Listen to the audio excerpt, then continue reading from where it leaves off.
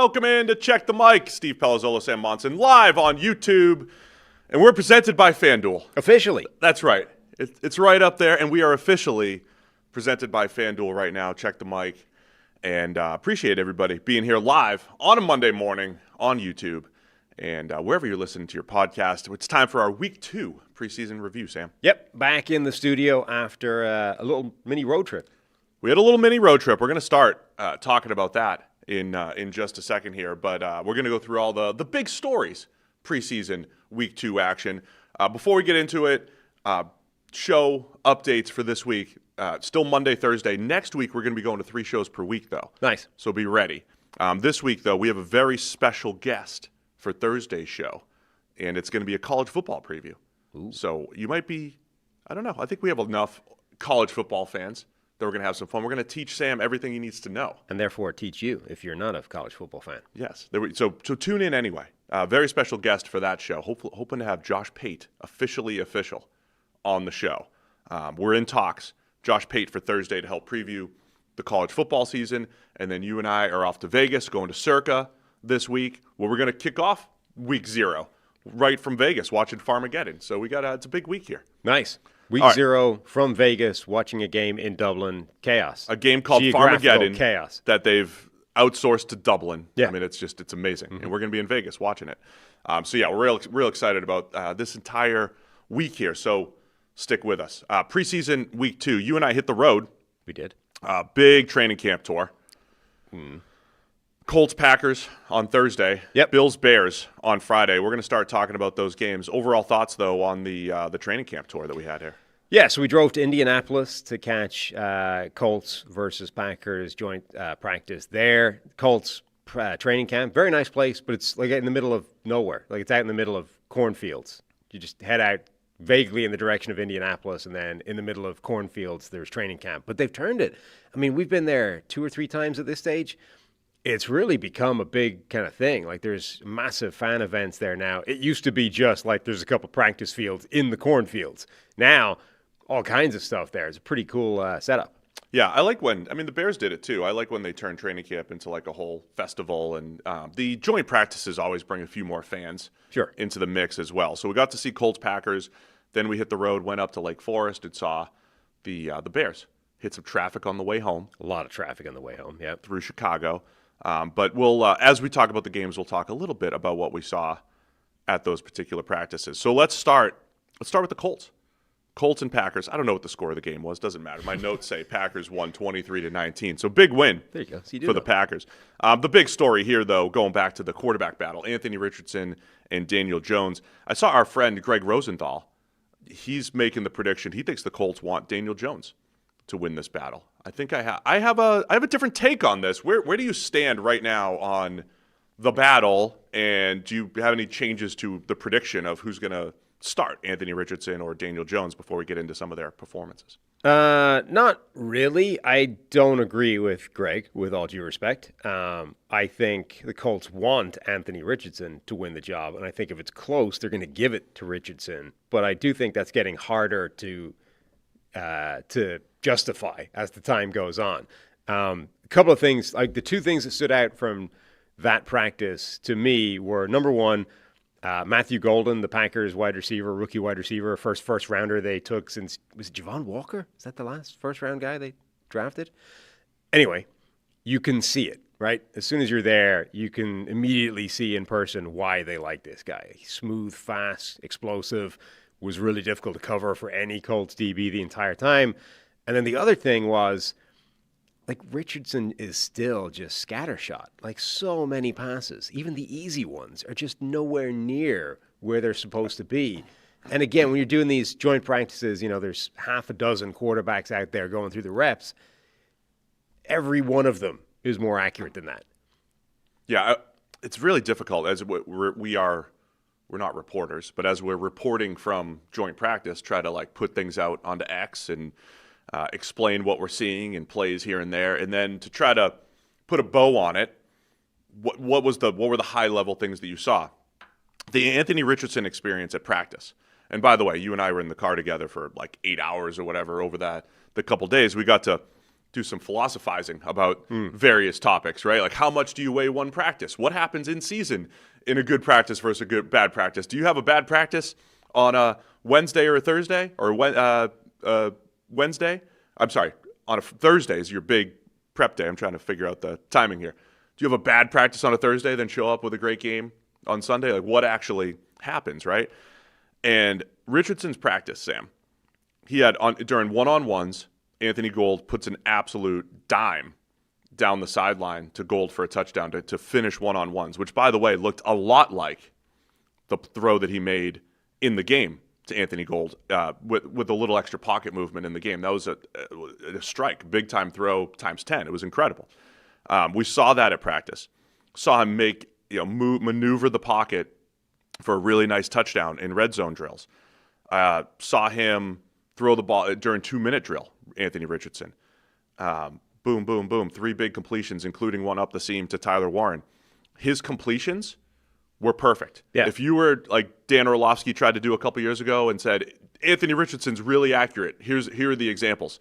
If you were looking for the examples, people tell me Anthony Richardson's inaccurate. Well, watch these 5 passes. You have a case. And then on the other hand, they roll out, he's got a wide open would-be touchdown to the running back in the flat, throws it behind him. Yeah. He rolls out, has a wide open A.D. Mitchell in the end zone, and he didn't just miss him.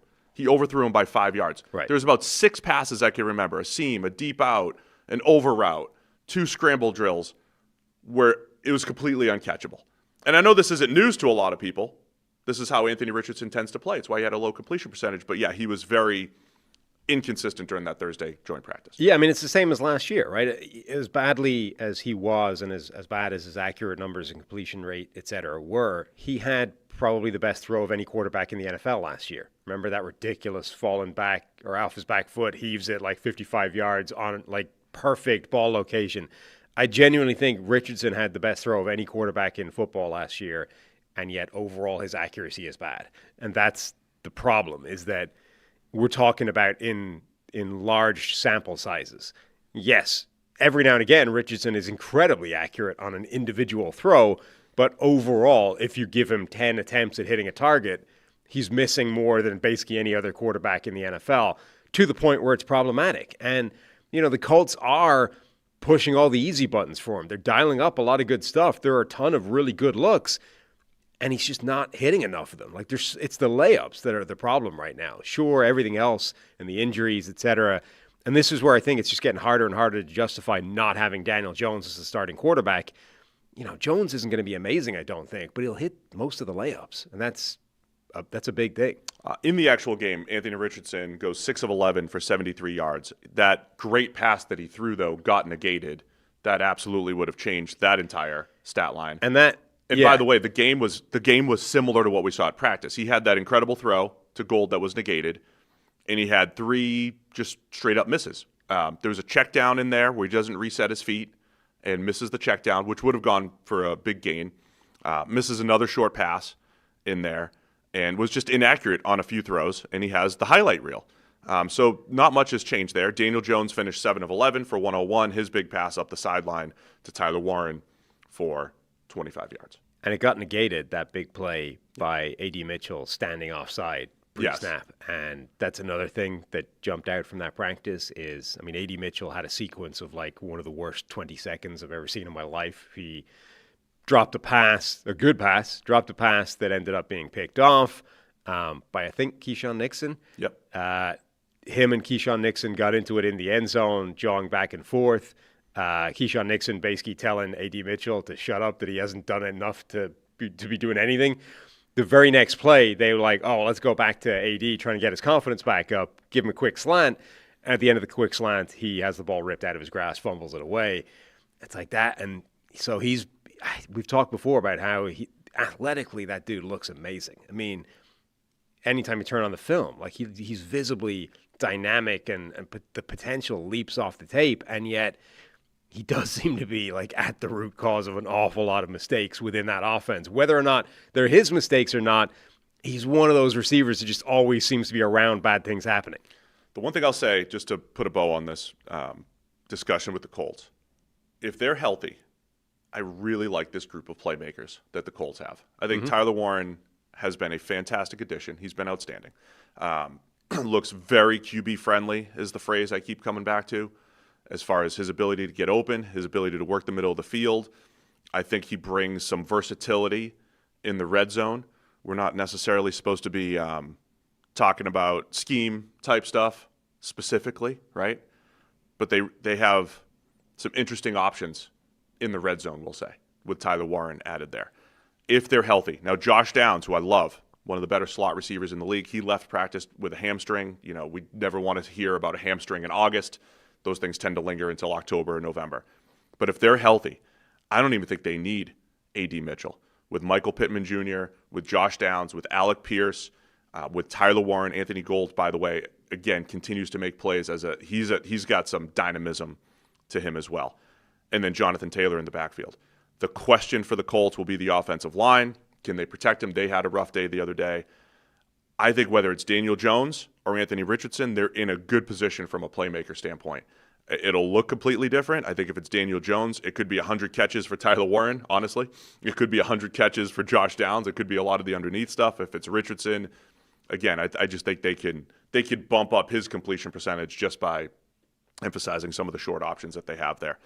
Do you have a final prediction on this? I mean, I still think current prediction on this? It hasn't changed. I think Richardson wins a job unless it's an absolute landslide to Daniel Jones in terms of performance, and it hasn't been yet. The only other thing that can change that is if Richardson gets hurt again, which is entirely possible anytime he takes the field. The last thing I want to emphasize, I mean, I think Anthony Richardson should be the starter. The last thing I want to emphasize here, and I know we live in a world where a lot of people cannot, like I mentioned Trevor Lawrence the other day, and some people are like, the dude's so talented and special, you know, everybody should love him, and other people like he's a bust. There's a gray area between elite and bust. Quite a large one. There are other quarterbacks who have been busts, right? They were the number 2 or number 3 overall pick, and they had 0 stretches of good play. Anthony Richardson's not that guy. He's had stretches of good play. It's not like he's had 2 years where he's been a disaster as a player and he's been injured. He's had stretches of good play. You have to roll with this.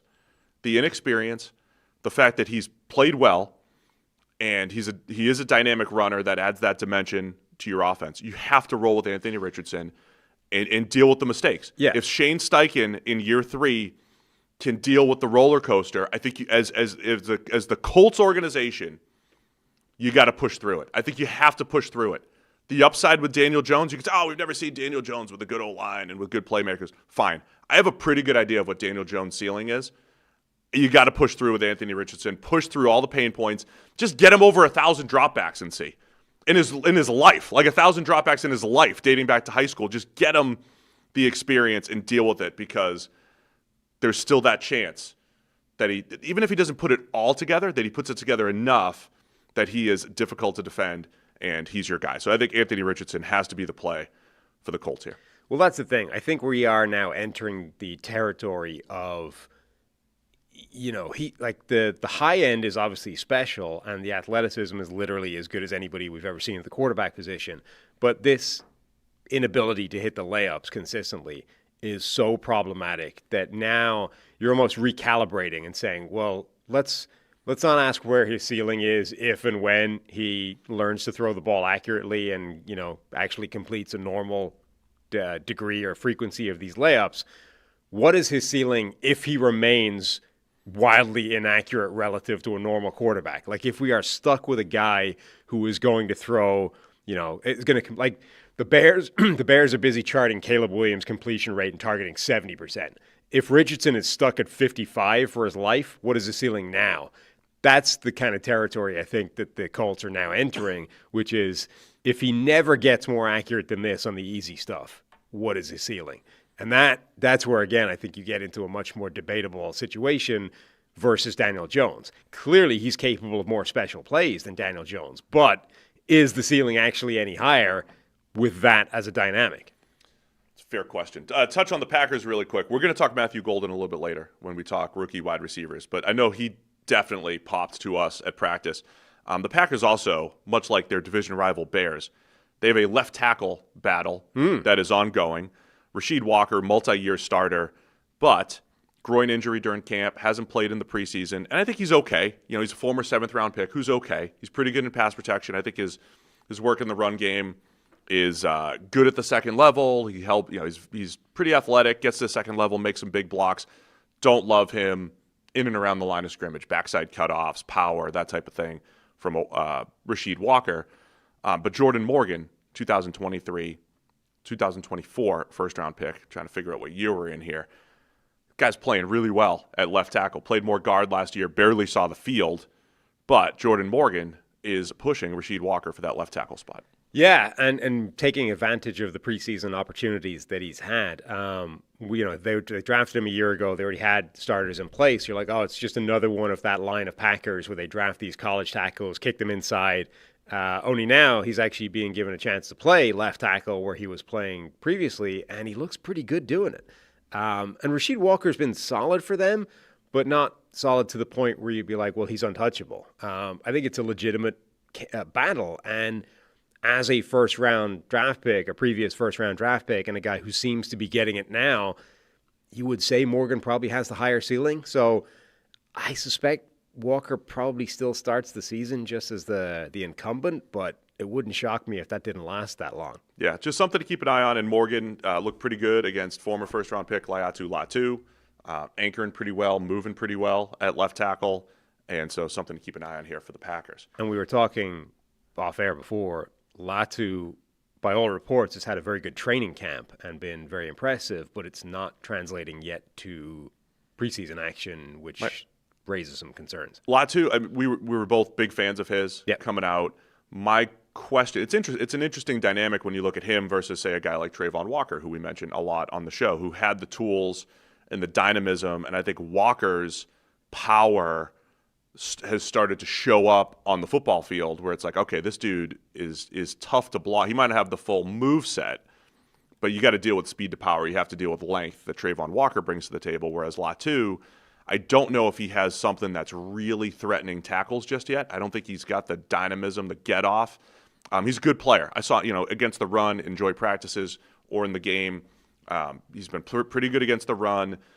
He's had flashes as a pass rusher. I don't know if there's enough to keep tackles off balance right now, despite having this full arsenal of pass rush moves.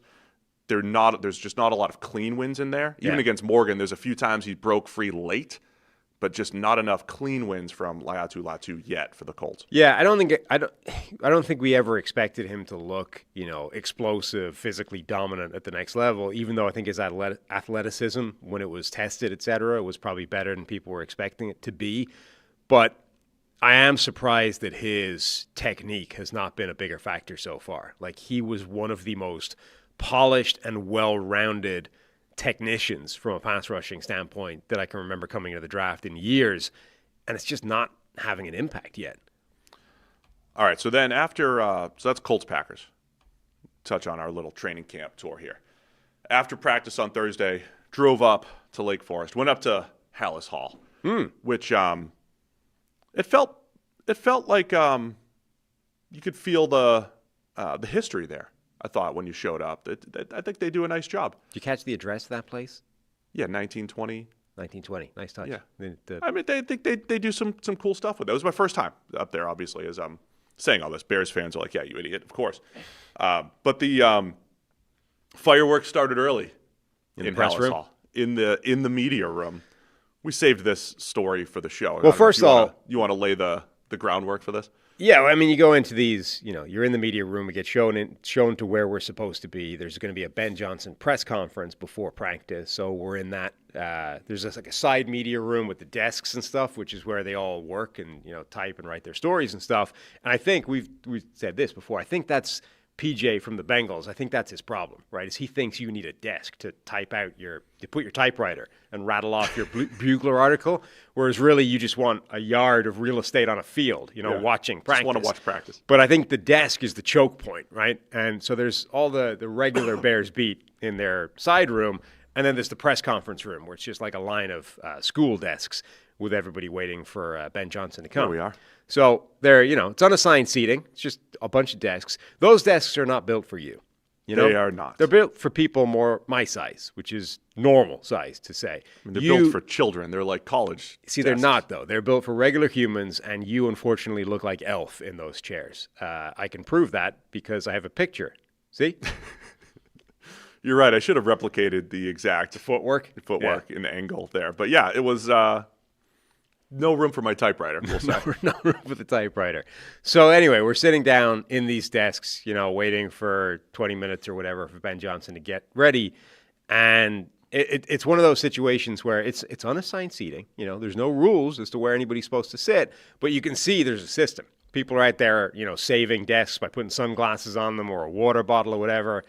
But it didn't take long for the system to be upended. I suspect you were the root cause of the problem. How was I the root cause? You were in a chair that is not normally occupied, and suddenly it's occupied, and that threw everything sideways. That is not true. Look, we're going to get banned from other stadiums here besides just going to the Bengals. But, I'm sitting there. I empathize with the Bengals turning us down because we're sitting here. We're like, we're not really journalists. Right. Now, you have a master's. In journalism. International journalism. International journalist. So as an international, I'm one of the most qualified people in that press corps. You are. But you were still sitting there as you and I and producer Will were taking up 3 out of, let's say, 20 chairs or whatever the number was. Yeah. And we didn't know. We're still scratching the surface of professionalism. Absolutely. We don't know the written rules or unwritten rules. I don't know if I was stealing someone's seat. We did get it. We did get it on good authority that we were not stealing anyone's assigned seat. There were no assigned seats. So we have to set the stage here. The other seats were being reserved by either a pair of sunglasses or a stray sheet of paper. And that's was a way. That's a system of reserving seats. We did not sit in any reserved seats. No. And that's a system that, you could understand that. We could not be expected to possibly predict that there were unwritten rules, but that's an unwritten rule you can take a social cue from. It's like, oh, I see what's going on there. They're reserving those chairs. In I'm hindsight, not going to sit there. Now, we were there early, so we got seats. Right. Now, in hindsight, for a joint practice where there's a little extra media there, with a few national media friends there, we probably should have stood in the back for the people that were, doing their real job, asking questions, firing questions at Ben Johnson. Like Mike Tirico. Mike Tirico is there, our friend Mike. Another qualified journalist. He understands. Talk about Mike in a minute. Yeah. He was going above and beyond. Yeah. Extra work. He didn't even have to be there. Right. Just wanted to for fun. Mike's the best. Anyway, what happened was, though, the seat reserve criteria, just the process did not work. Someone's water bottle. It worked fine until some cranky lady just decided she needed to sit in the corner next to an outlet. I think the journalist, the other guy, was cranky. You think he's in the wrong? So he reserved a seat with the water bottle. He definitely got cranky. He reserved a seat with a water bottle. She moved it. Yes. And said, I'm with radio. I need to be here. I got to plug into the wall. She came in and was just like, I need to sit here. Whose is this? I don't know what to tell you. I need to sit here. And she just took his water bottle, moved it somewhere else, and sat down in a chair. And this guy comes in, and it's like, what? She moved it? And he's like, and then she's like, I have to sit here. I have to sit here. And so he grabs his water bottle, storms off in a huff, like slams it down on the table, like proper kindergarten childishness. Before Ben even entered the room for the press conference. It was wonderful. It was good. It was a good way to kick things off. I figured, look, little inside baseball, inside training camp, behind the scenes, what's happening. All the while we're over here like, maybe we should give our seats up to someone who might need to, write a column today. Yeah.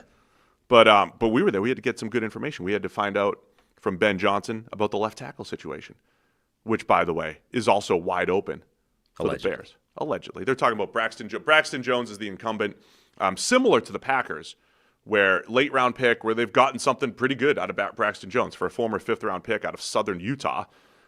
He's been a reasonable starter, but if you were picking a weakness on the Bears' offensive line that's been revamped, you would probably say, okay, it's him. Again, okay in pass protection, okay as a run blocker, pretty good for a fifth-round pick, but they opened up that competition during training camp here. Second-round pick, Ozzie Trapillo, has been battling, but he's struggled with his move from right tackle to left tackle. Ben Johnson did mention how he's been more comfortable at his right tackle spot, and that's where he played last night against the Bills. And then Theo Bennett from Canada has been battling as an upside. He looks pretty good as a developmental upside Canadian prospect, but I don't think he's ready to step in at left tackle in the NFL. So it's probably Braxton Jones' job, but it was interesting to me that it was a wide open competition through much of camp. Yeah, and that Ben Johnson, publicly declared it as such. I mean, in this press conference, he was like, no, this is a genuine, wide open, legitimate battle for left tackle. But then we got to the game, the Bills and the Bears, and it did not look that way. I mean, Braxton Jones got all of the reps with the first team at left tackle. Nobody else did. That doesn't declare open battle at left tackle to me. So I don't know if that's like let's just light a fire under Braxton Jones and let's get him. You're not, just because you've been the left tackle and you've done well for a low round guy in the last few years, there's a new sheriff in town. You better buck up your ideas and let's play to some high level football. But he was like, yeah, look, we are waiting for somebody to basically take control of this job and play to the standards we need there to be. I don't know if they've decided Braxton Jones has done that or if they've simply decided nobody else is likely to, and so he's going to start in the meantime. But yeah, like they very publicly declared essentially that is an open battle, albeit to then act like it isn't. Let's get to what we saw at practice and in the game. So we go to the joint practice on Friday, and I have to say, so the Bears looked great last night in their opening drive. Caleb Williams goes 5 of 6 for 97 yards, 97 passing yards on the first drive. They were backed up. The one incompletion was like under pressure, running to his right, just a low and out of the way. But, yeah, it was forced essentially to be a mistake. Now, it was the Bears starters against the Bills backups. Yes. Right? So the context for the game that we saw is important. However, the practice that we got to see, ones versus ones, I described it as I felt like the Bears found a lot of completions against the Bills number ones. I thought the Bears offense looked good on Friday at practice, and they did carry that momentum into the game last night, again, against the Bills backups. But I came away from Friday's practice saying, I really like this Bears group of playmakers. Forget, before you even get into Ben Johnson, calling the plays or, running the show, Caleb Williams and his development, having DJ Moore, who was not even involved a ton at the practice we were there. But Colston Loveland looked like a weapon, first-round tight end. Luther Burden looked like a weapon. Olamide Zaccheaus always looks like a weapon, whether he's with the Falcons, whether he's with the Eagles, doesn't matter. Always looks like a weapon. And he had the biggest play on Friday. He takes a slant about 50 yards to the house, much like he did in the game last night. Slant, very similar 40 play. Yards to the house, right? So I think they're 4 deep at receiver. Roma Dunze was making plays as well. I think they're 4 deep at receiver, plus the 2 tight ends, Colston Loveland and Cole Kmet. I think they look really deep as far as pass catchers go. Yeah, Zaccheaus, big play in practice, big play in the game. He absolutely looks like a factor within this receiving core. And overall, the Bears, generally, both sides of the ball, they won that joint practice. This was the interesting thing about these joint practices. On the one hand, you get to see, it's really interesting when you get to see these guys in person. And I think there's absolutely a debate as to whether it means anything. But it's very fascinating to me that you can go, so the Bills, their quarterbacks are warming up, and they've got Josh Allen and they've got Mitchell Trubisky. Those were both top 10 draft picks, right? They were both, the top few quarterbacks of their draft.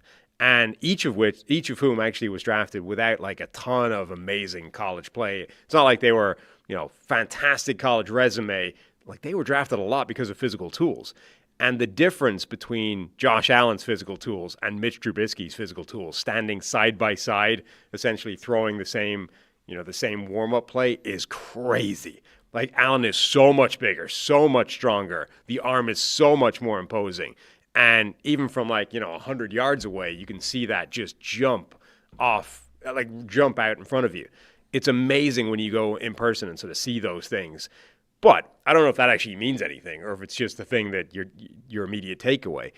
So when you go to these joint practices, like sometimes guys look great, sometimes guys look bad, sometimes that extends to entire units. And sometimes it runs completely contrary to everything that the beat writers are telling you has been the case for the last, week and a half. So the Bears, I think, won that joint practice fairly conclusively on both sides of the ball. Particularly their offense was carving up the Bills' defense. And that did seem to extend into the preseason. Again, as you said, albeit starters versus backups. But all the Bears reporters are like, this offense looked terrible last week. Well, so that's what I think is interesting about it, right, is the early reports were that Ben Johnson's pulling the number ones, like early in camp, late July, a couple weeks ago. They're pulling the number ones off the field. There's procedure errors. They're not running the right plays. No one knows what they're doing. It looks sloppy and it's terrible. And then I think Greg Olsen mentioned on the broadcast last night where Ryan Poles was saying to him, Ryan. I mean, I don't know why Ryan didn't want to do an interview with us, but saying to Greg Olsen, it's been better. It's been better these last 5 or 6 days. And we made the statement more high level. Like, what if this offense, the Ben Johnson, Caleb Williams marriage, takes 8 weeks? What if it takes time? It's a whole new system, whole new level of the way to read it out, to scheme it up, color by numbers versus instinctive playmaking, all these things that need to come together for Caleb Williams and Ben Johnson to work together. I mean, what if it did happen at camp? What if that switch was flipped in camp? I mean, look, it was against the backups. Mm-hmm. But what you saw on the field last night and at practice the other day, I thought, wasn't perfect, by the way. No. Practice, there was, but I just thought the Bears, we watched more of their offense than their defense. I thought they had the upper hand actually on both fields. Yeah. For whatever that's worth, right? There's no scoreboard. It felt like more plays were in the Bears' favor on both sides. But what if that did come together in this last week? Because even just on that early drive, Cole Kmet up the seam, Colston Loveland with some big plays, DJ Moore, Adunze was open in the red zone a ton the other day on one-on-ones and against zone. I mean, I think Williams is doing a good job of doing the distributing to the open man. And what if it just has come together? I think that part means a little something for the Bears, that they did it against the Bills at practice, generally against their number one team, and had some success a week after it felt like they were feeling their way through. For a new offense, maybe that's it. They started to really find their way. Maybe. I don't know if that – my takeaway is less, what if it's all clicked for the Bears and Ben Johnson after a couple of weeks of struggles, and more, what if this is just how variance works at all levels of football, where random – and not just variance, but like – I mean, again, Greg Olsen talked about this in the broadcast a little bit as well. They were like, should this be concerning that the Bills' backups are getting absolutely run off the field tonight? And he's like, nah. Like, teams treat these things differently. The Bears have clearly treated this week, joint practice and preseason, in a completely different way than the Bills have treated this week. And I think you could see that in the practice as well. Like, from watching Josh Allen, it didn't look like that's how Josh Allen typically plays a football game. That looked like the Josh Allen of, let's see what I can get away with today against different players. I'm just going to start firing the ball and see if I can get away with this throw. And a lot of the times he didn't. He couldn't get away with that throw. But that looked like a guy that was trying deliberately to push boundaries, as opposed to a guy just having a bad day. There were plays I was trying to, like, if that was rookie Josh Allen making those plays, I would be like, man, Josh Allen's forcing the ball into double coverage, or if Anthony Richardson did it. So I was trying to watch myself from being biased, but I'm never going to come away from a joint practice concerned about Josh Allen for this season, because we have multiple years of real football evidence of what he is. And so, he was forcing a couple passes into coverage. Daquan Brisker was making some big plays for the Bears at safety. And instead of being like, man, Josh Allen's making some bad decisions, I was thinking, hey, he's trying some stuff. Can I squeeze it into this tight window? What can I get away with? As far as like what it means, I'm kind of with you. Like it might mean a little bit more for the Bears to have that rhythm, have that momentum going into the season, have that confidence with the new system. Whereas the Bills, they've got the long haul in mind, and the key for them is always going to be, peak in January so that we can, win a Super Bowl. But I think the more we go to individual practices, joint or otherwise, the more I'm starting to think of those things like preseason games, where it's like, what was the Greg Olsen line? He's like, it's not that they don't mean anything, but they're important or something like that. Like, I forget what the pithy witticism was, but it's the same idea. It's like, it's not that you can't take that much from them, but you can take certain things. You just need to be aware of what you're focusing on. You can't take anything from performance, effectively. If you're out there looking at practice and like, these guys did really well, whoever, unit, individual, forget that. You need to look at, how they're actually deploying people, how they're being used, what is the use pattern of these guys going to be? How involved are they going to be? Are there specific plays left and right? That kind of thing. And then I do think there's something to that, visibly, how do they look? I don't even care if they're making plays left. Like DJ Moore was barely used in that practice, but clearly DJ Moore is a good player. Right. And I think if you watch DJ Moore and only DJ Moore on every single rep, you would see visibly that he still looks like a good player. That kind of thing I think you can get. For like unknown rookies or whatever, just watch them and see, do they hang at this level? Like, does it still work? Does it, do they look out of place versus NFL competition? Sticking with that theme, though, I just want to reemphasize, I think the Bears are in good shape with their pass catchers. And with DJ Moore not getting a ton of the work during the practice, Roma Dunze, we saw them last night moving him around the formation a little bit. Again, open in the red zone for a couple touchdowns. Zaccheaus just always seems to make plays as this afterthought 3-4 type of receiver, but just always is very productive. And this is before we figure out what Luther Burden III's ascent looks like as a second-round pick with first-round talent who's also lining up inside and outside, had a beautiful back shoulder catch that he fought through pass interference for. And they're using him, getting him into space, both in the game and at practice, where he's very good after the catch. I mean, he obviously has number 1 or 2 wide receiver type of potential, but there's a couple guys ahead of him on the depth chart, so they don't need him to be that guy yet. But that's 4 legitimate receivers before you even get to the 2 tight ends, where Cole Kmet's fine, but Colston Loveland's the high upside play as the number 10 overall pick, and he looks the part as well as a guy who can work the middle of the field. I don't think he's as great in the run game as others, but as far as pass catchers go, I mean, I think they're rolling 6 deep for Caleb Williams and Ben Johnson having those weapons. So that's going to be a story to watch for the offseason champion Bears, who continue to build momentum heading into the season. Yeah, the downside for them is they're losing cornerbacks left and right. Terrell Smith went down yesterday in a non-contact knee injury situation that looks like that looked bad. They're already very banged up at corner with guys missing. They're going to get some of them back, but they are rolling into the season looking like that's a real problem spot for them at the moment. Luther Burden deserves a ton of credit for, in that game against the Bills yesterday, again, against the Bills backups, doesn't really matter for these purposes. A lot of the criticism about Luther Burden was not on the field. It was attitude, it was desire, it was want to, it was all that kind of stuff, right?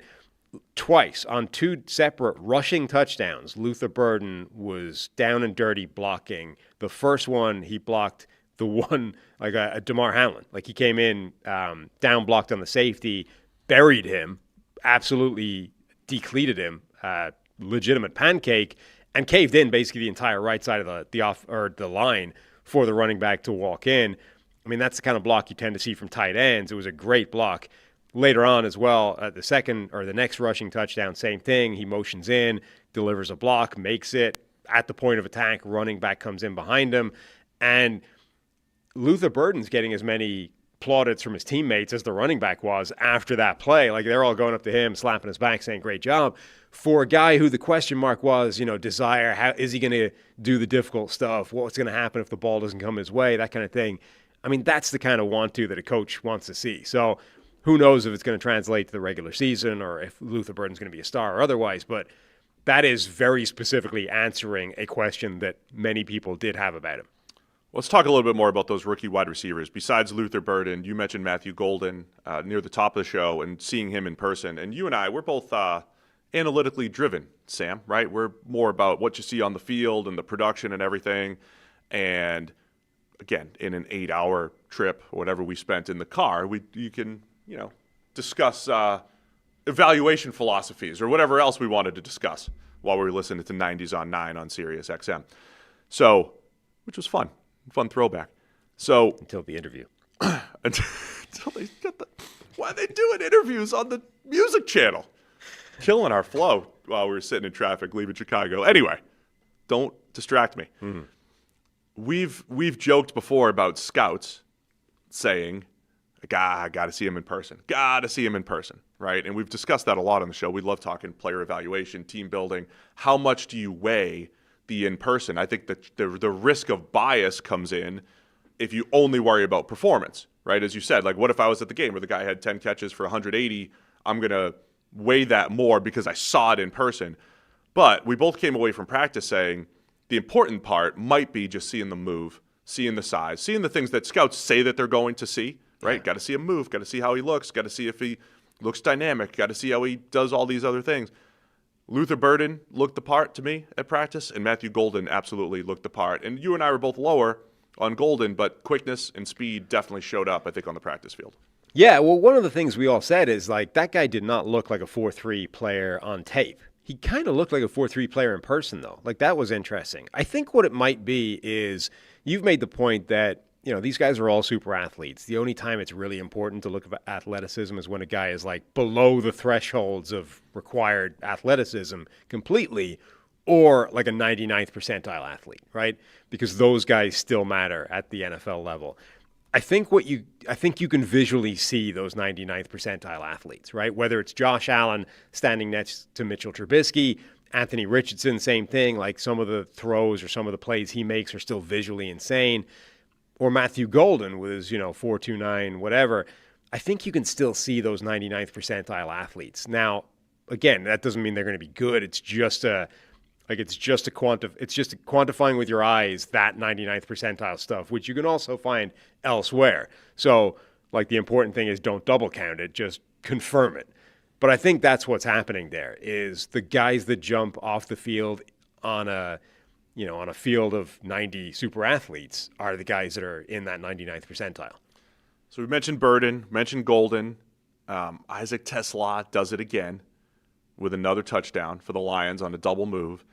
And he just looks like he's going to be a weapon. Mm-hmm. We've talked about him a ton, but is this a Brad Holmes did it again situation where they trade up, they clearly targeted TeSlaa, who's big, fast, with good hands, which is a pretty good starting point. It is. For a guy that was not incredibly productive in college, but when he did get the opportunity, didn't really drop any passes or very few passes, and created big plays and a unique story from where he came from his college path. But it does look like the Lions have another playmaker in TeSlaa. Yeah, and every week we say this now. Right. I don't expect them to be like, he becomes the second receiver in that offense or anything, certainly not immediately.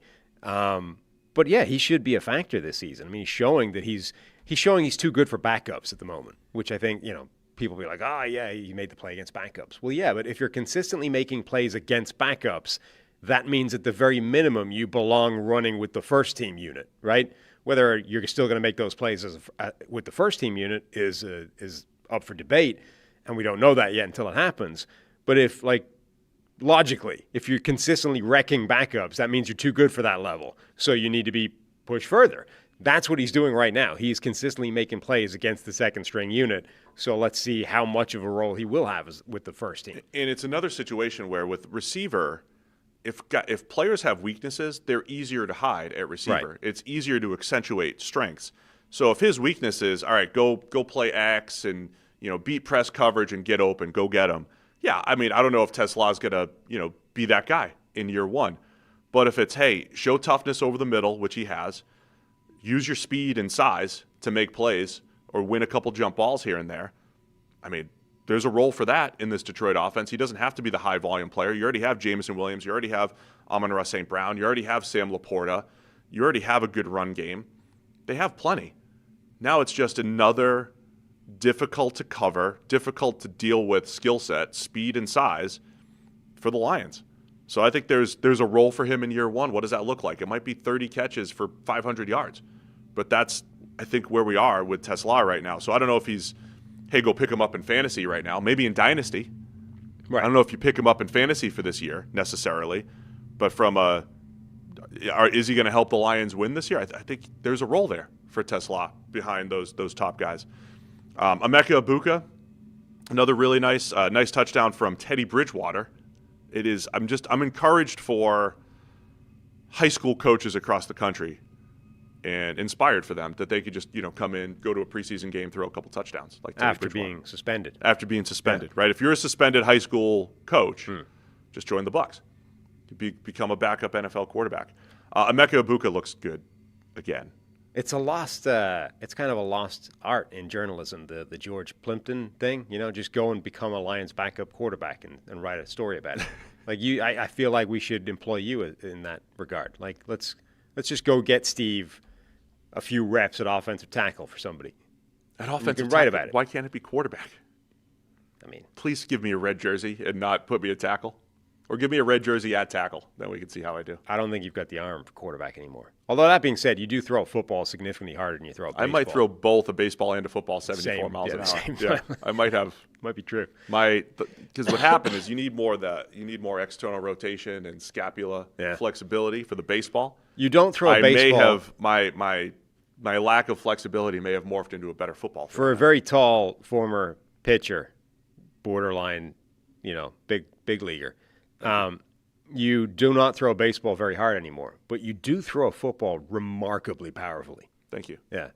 Not accurately, but incredibly powerfully. I hit the target. I had a couple good ones. Yeah. Wait till we'll train for the NFL experience for next Super Bowl. Ibuka's touchdown was excellent. It was one of those ones where it's like the ball's got to go basically through a defensive back for him to catch it, and he tracked it through the guy, kind of went down around him and made the play.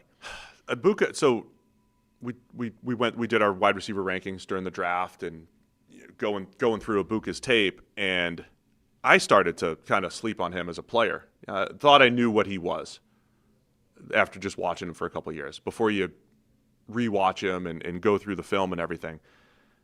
And he just continued to grow on me. And I'm like, this guy's just going to be a really good, productive pro. And I think you're already seeing that. The rumblings from training camp, what we've seen in games. It's tough to describe the exact way that this happened. It felt like Ibuka was not just QB friendly, but almost elicited the best throws out of his quarterbacks. We've seen him play with Kyle McCord, saw him play with Will Howard, and saw him play with C.J. Stroud a few years ago. And it felt like even when Ibuka only had a step, that the quarterback was giving him good throws, which normally you're like, oh, he's the beneficiary of a good throw. But Ibuka just knew how to late hands, win at the catch point. I don't know. There's a QB friendliness about him as well, like I said with Tyler Warren, that allows quarterbacks, I think, to put the ball where they want, and he goes and makes the play. And he's not this big-bodied, contested receiver. I just think he does a lot of the little stuff well. The route running nuance, the after-the-catch nuance, the catch point nuance. I think Ibuka's just a really good football player. So I keep coming back to this was not an on-paper need for the Bucs other than Chris Godwin coming off of injury. But I think Ibuka being both an impact player this year and the future for the Bucs is huge. And this is with Jalen McMillan, by the way, took a nasty fall on his head early on. He says he's okay, but that's just something to keep an eye on. And our guy Tez Johnson, by the way, later on against backups, showed the same nimble quickness that he always shows, not speed, but the quickness. I think he has a chance to have some opportunities. The Bucs just loaded at receiver, and Ibuka continues to impress. Yeah, I mean, Ibuka's interesting because I don't know that there was a more kind of consensus draft pick than Ibuka. Everyone read him the same. Everyone basically thought he was the same in terms of how good he was. The question was simply, how valuable is that? And he's fascinating. Like the difference between him and Tyler Warren, they do a lot of similar things in terms of they're very good, quarterback friendly, et cetera, et cetera. The big difference between the two, though, is that Tyler Warren was like obviously the best player on the field every time he was out there. Ibuka may have never been the best player on the field anytime he was out there during his entire college career, and usually, in fact, was at best the second best wide receiver on his own offense. And so you have this weird tension between, well, this is what elite looks like. It's the other guy within this offense all the time throughout his entire college career. But that doesn't mean this isn't good. And if he's consistently very good, and again, the certainty that he's good is very high, how valuable is that? Like how much of a question mark of elite should you chase rather than just take the guy that's definitely good?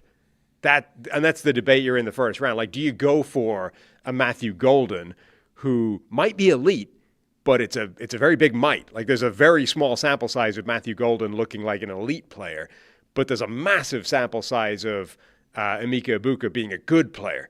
Now, maybe he'll never be any better than good, but like that is essentially the debate, the certainty of good versus the question of elite. And I think it was an interesting debate, case study analysis, but Ibuka still looks good. A couple other rookie receivers to mention. I know it's tough to mention all of them. Let us know in the chat who stood out to you. I see Jackson Meeks getting some love from Lions fans as well. Caught all 7 of his targets as well. I don't know if there's room for everybody on the Lions. Trey Harris. Yeah. Had a nice... more of a role this week. What's that? More of a role this week. A really nice deep ball. Both him and Keandre Lambert-Smith caught deep balls from Trey Lance. And Harris had 6 catches for 85 yards. I thought he was pretty good. The big one was the deep ball, tracked it well and caught it. What did you see from Harris? Yeah, I mean, I think both weeks. Like the first week, he didn't. The first week, whichever the first game, they've played 3 games. They've played 3 now. You've got Hall of Fame, then week 1, so week 2. I think certainly I think the Hall of Fame game, like I went looking at every single route that he run because I was like, why wasn't he a bigger part of this offense? I think he was still getting open. The ball just didn't come his way for whatever reason. The ball came his way more in this game. I mean, he looks pretty good. Like he's reasonably dynamic. Now there may be, an opportunity to be won there even more because Quentin Johnston ended up getting knocked out on that deep ball, which is obviously unfortunate for him. And it's probably, these days, that's probably like a 2-week type of deal.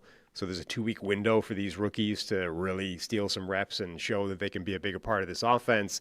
And unfortunately, because of Quentin Johnston's career so far, like his grasp on that role is very tenuous anyway. So if these 2 guys are able to show that they can be impact players right away, Quentin Johnston may return to be fighting for his job.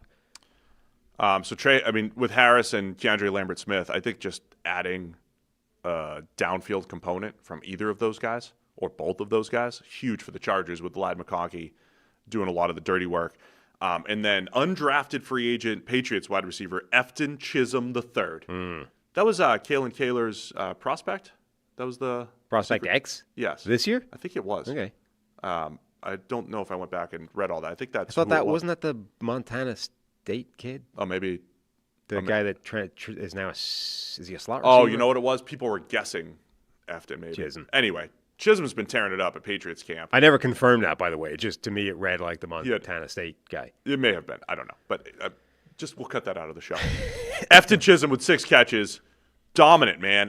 He takes a little, short pass, running through guys for a touchdown, work in the middle of the field in an offense, by the way, in New England with Josh McDaniels, where his role, that the shifty slot receiver, may still exist. We talk about this all the time. Finding the skill set of the slot receiver who's good on option routes, who's good underneath, who's got some toughness, catches the ball over the middle. Identifying that skill set's not difficult. Identifying where that skill set's going to fit in the NFL consistently within the way offenses are built right now is difficult. But maybe in the throwback Josh McDaniels, throwback to like 2007, right? There is a role for Efton Chisholm in the middle of the field as a slot receiver. He looked good. Yeah, it may be one of the few offenses in the NFL where that specific role may very well still be a thing. It absolutely capitalized on opportunity. Looked good, looked shifty, looked fluid in his movements. Showed good hands. It was a good game. The challenge with all of these players, Jackson Meeks of the Lions included, with his, I think, 7 catches, is going to be, all right, where do they fit in? We're talking about wide receiver 5, wide receiver 6 for a lot of these players. And then that question becomes, what do they do on special teams? Like, to make the roster, you have to do something else. But, yeah, Chisholm definitely looks like he's got an opportunity to make this New England roster, despite they've got some depth, right? They have some players above him. But if you just keep playing and keep making big plays, tough to keep you off the roster. But also a totally wide open, wide receiver depth chart. Like, again, jobs are there to be won in New England. So if he keeps doing that, he's got a chance. One other name I just wanted to highlight, Dante Thornton, again, running with the ones with the Raiders. He didn't have any catches. But Geno Smith gets out there. He throws a downfield pass to Brock Bowers for a 28-yarder. And he was chucking it down the field to Dante Thornton as well. I think every now and again, there's this balance in the preseason between we're going to try some stuff and there's a little bit of signal to like how the offense is going to run. I don't want to overrate a couple throws here. I feel like Geno Smith's going to bring some aggressiveness to this Raiders offense. They brought, and we're going to talk Ashton Jeanty in a minute here, but they brought some unique playmakers to that offense. Jeanty at running back, Thornton at 6'5", running a 4.3. They just brought some speed, some power, and this difficult to tackle, difficult to cover type of players. And if Geno Smith, who's pretty aggressive, man, we've seen him make some nice comebacks. We've seen him throw some absolute dimes down the field. If he brings some aggressiveness to this offense, there's some volatility there that makes the Raiders dangerous. Yeah. And just a couple throws from Geno Smith has me thinking Him and Chip Kelly are going to attack down the field and put some pressure on defenses. That's with Thornton coming away with no catches, but just watching how this Raiders offense was operating. But, again, the signal, where is the important part of information? Again, running with the ones, which he's been fairly consistently throughout preseason, training camp, et cetera. That first deep shot had a chance. I mean, he beat Lenoir off the line. He was open. He stacked him. Lenoir got back into it, and the throw didn't necessarily give him that much of a chance. But and the second one, he didn't win. But he's got a chance. I mean, anytime, again, which is the most important skill of all this? Getting open with a chance of a 50-yard play is a very important skill, particularly when you're 6'5" and you can run extremely fast. That is a big play waiting to happen. And Geno Smith is one of the most one of the quarterbacks in the NFL, I think, that will covet that the most and would take advantage of that. And I used to say that when they had Derek Carr, right? If you're the underdog Raiders trying to beat the Chiefs or trying to beat these teams that you're not supposed to beat, you got to take some of those shots, right? And I think the Raiders might be equipped to do that with Bowers, with Thornton, with Ashton Jeanty. We're going to talk Jeanty in a second, but a quick break to talk about today's sponsor, Brooklyn Bedding. Brooklyn Bedding handcrafts every mattress in their Arizona factory. No middlemen, no gimmicks, just top-tier quality, honest pricing, and real American craftsmanship for a better night's sleep. You have converted to this American craftsmanship with your mattress. Yeah, you can sense the Arizona in it. It's a great mattress, as I said. Mine is it a dry heat? The one that was on my bed previously was pretty old, was definitely had seen some years, and this one is phenomenal. Like significantly more comfortable, like twice the thickness of the old battered mattress that was clinging on to life. I can't say enough good things about it. So go check it out. Go to brooklynbedding.com. Use our promo code Check the Mic at checkout. You get 30% off site-wide. This offer is not available anywhere else. It's brooklynbedding.com. Promo code Check the Mic for 30% off site-wide. Make sure you enter our show name after checkout so they know that we sent you. brooklynbedding.com. Promo code Check the Mic. I want to talk a little rookie running back, which transitions nicely to Ashton Jeanty, who, after having negative rushing yards in his debut, shades of Trent Richardson, ready to write him off after 3 carries in the preseason. Yeah, bust. Jeanty looked a lot more like what we had anticipated as a generational-ish type of really good prospect. I can't believe I just said generational. We'll cut that out as well. You said generational-ish. Ish. Yeah. That's it. That's how I copped out. Yeah. 35 yards and trucked a dude and looked pretty good. A starter, so it counts. It counts against starters. I think it was a Lenoir as well. I like this. Thank you for producer Will. Plus 6 rushing yards over expected per next-gen stats. I like that. I mean, look, it was like the week 1, it's like 3 carries, didn't do anything, bust. Week 2, we're basically talking one play. One play, he trucked a dude, stiff-armed in the ground, ran, had a bunch of extra yards. He then gets in for a touchdown as well, so it's not quite just one play. But that was the big play. That was a good touchdown, too, running through contact. Yeah. But it was an example of that. Like, he had that line of it's still tackle football, right? So take the guy they can't tackle. I mean, that was an example of that. His college tape was absurd in terms of broken tackles. And okay, this was only one, but it was against a legitimate starter, absolutely ran over a corner. That's what they want him to do. Like, that's the play. That is the play that shows this is exactly what you wanted Ashton Jeanty to do, is get one-on-one with a DB and run right over the top of him. And again, going back to what I keep referencing that is very difficult to quantify, it feels like if I'm building an offense, I want to build it with a variety of playmakers that have a variety of skill sets that just put pressure on the defense. I say this about the Ravens a lot. Good luck on back-to-back plays if you're a linebacker having to deal with Derrick Henry and having to deal with Lamar Jackson, both in the open field. You got to tackle both guys. Speed and quicks or the power of Derrick Henry. Then you have a Zay Flowers. Then you have a Mark Andrews. You have all these different types of players. The Raiders having Jeanty as just a good overall runner with this type of power and physicality. By the way, I think Jack Besh at receiver brings a physicality that not a lot of receivers bring. Thornton with his size and speed. Brock Bowers, one of the as uncoverable as it gets at tight end. It's a unique group for the Raiders from a playmaker perspective. And this is what, when we went back to, do you take Ashton Jeanty at 6? That's the argument for it, right? It's like, all right, he's going to bring something to the table that other players don't. And if we stack a bunch of these guys, that's our way to win. So it's an intriguing group with the Raiders because of I think the pressure that they're going to put on defenses, maybe not right away, but you saw flashes of this from Mechtie this week. Yeah, absolutely. I mean, look, I think the confidence level that Mechtie is going to be a good NFL player was extremely high at draft time. I think it's still extremely high now. It's one play to basically counteract the week one of, he didn't do anything on 3 carries. To me, though, I think there were more interesting performances from some of the other rookie running backs who did not have that, insanely high level of confidence that they are going to be good right away. Who do you want to mention? Trayvon Henderson. Trayvon looked good again. And in a different way than he looked the first week. That's what's fascinating about Trayvon Henderson. Week one, it was like, wow, look at the speed that dude's bringing to the table. Kick return, a wide play where he just outruns everyone and looks like a different speed. This was almost the exact opposite of that. It was some power. It was some patience. It was some lower-the-shoulder bounce-off contact against the Minnesota Vikings. I mean, Trayvon Henderson, and by the way, was going through Will Campbell tape, and there's a couple of plays where you're like, look at Henderson chipping in with the little pass protection. That was that was his maybe biggest strength as a prospect, is that dude in pass protection for a running back is insane. So that's now, in the space of 2 weeks, almost the entirety of the skill set needed ticked off as, yep, that's all a plus. I think that's really well said, right? Because we did talk about his pass protection coming out. You've seen that. You've seen the big playability. And I know it was the Vikings backups. We always have to preface if they were facing backups or starters. But yeah, running through tackles for that touchdown, like that should not have been. I don't know what the rushing yards over expectation there were, but it was probably 1 or 2, and he turns it into a 7-yard touchdown. So you're right. He's done all of that. He's also he ran a wheel route. The throw was kind of there. He didn't make the catch.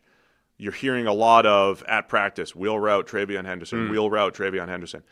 His dynamism in the pass game is going to be used. And when we talk about running backs in the pass game, I think they're used in 2 different ways. There are some offenses that use them as part of the pass concept, where you're going to read the field, and the running back is part of the read, right? You'll high-low it or whatever it is, and it's a flat, or it's in McDaniel's offense, you're going to get a lot of option routes. You're going to get those wheel routes. Think James White running out of the backfield or Kevin Falk running out of the backfield. He's going to have opportunities there. That's different from a lot of offenses just have the running back as a check down option. That's not how McDaniels runs his offense. You are a part of the pass concept. So I think Henderson's receiving ability, athleticism, the fact that you can keep him in there on third down in pass protection, and now he's running with power. He's got full 3-down skill set. So I think there's a point in the season, much like Jahmyr Gibbs never really overtook David Montgomery, but I think it's because David Montgomery's just been really good. I think there's a point early in the season where Trayvon Henderson overtakes Ramondre Stevenson, becomes the full 3-down option because he can do it all within that offense. But that's the critical part, is because he's already so advanced as a pass protector, he can be out there in all situations. Like, he is going to get a ton of opportunities in the pass game that other young running backs don't get because they can't trust him to be out there in pass snaps, right? Like, they can't trust the guy to make the right read, verify there is no blitz, and then release. Henderson can be out there for every single one of those snaps because you trust him to make that read, and if there's no threat to the quarterback, then go out into the pass pattern and make a play. So Henderson, another week. I mean, for a lot of these players, Tesla, Henderson, it's just you continue to tick boxes every single week and continue to produce. And, it's preseason, but that's generally telling. Any other rookie running backs you wanted to highlight?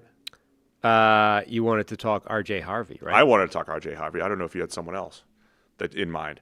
Harvey with the Broncos, second-round pick. By the way, it feels like a loaded running back room for the Broncos, especially because our guy Audric Estime looks like an afterthought right now and maybe doesn't even make the team. We'll see what happens there. But Harvey found the end zone, just a handful of carries. But this is 1 week after some Broncos fans were questioning R.J. Harvey. Why is he bouncing out so much?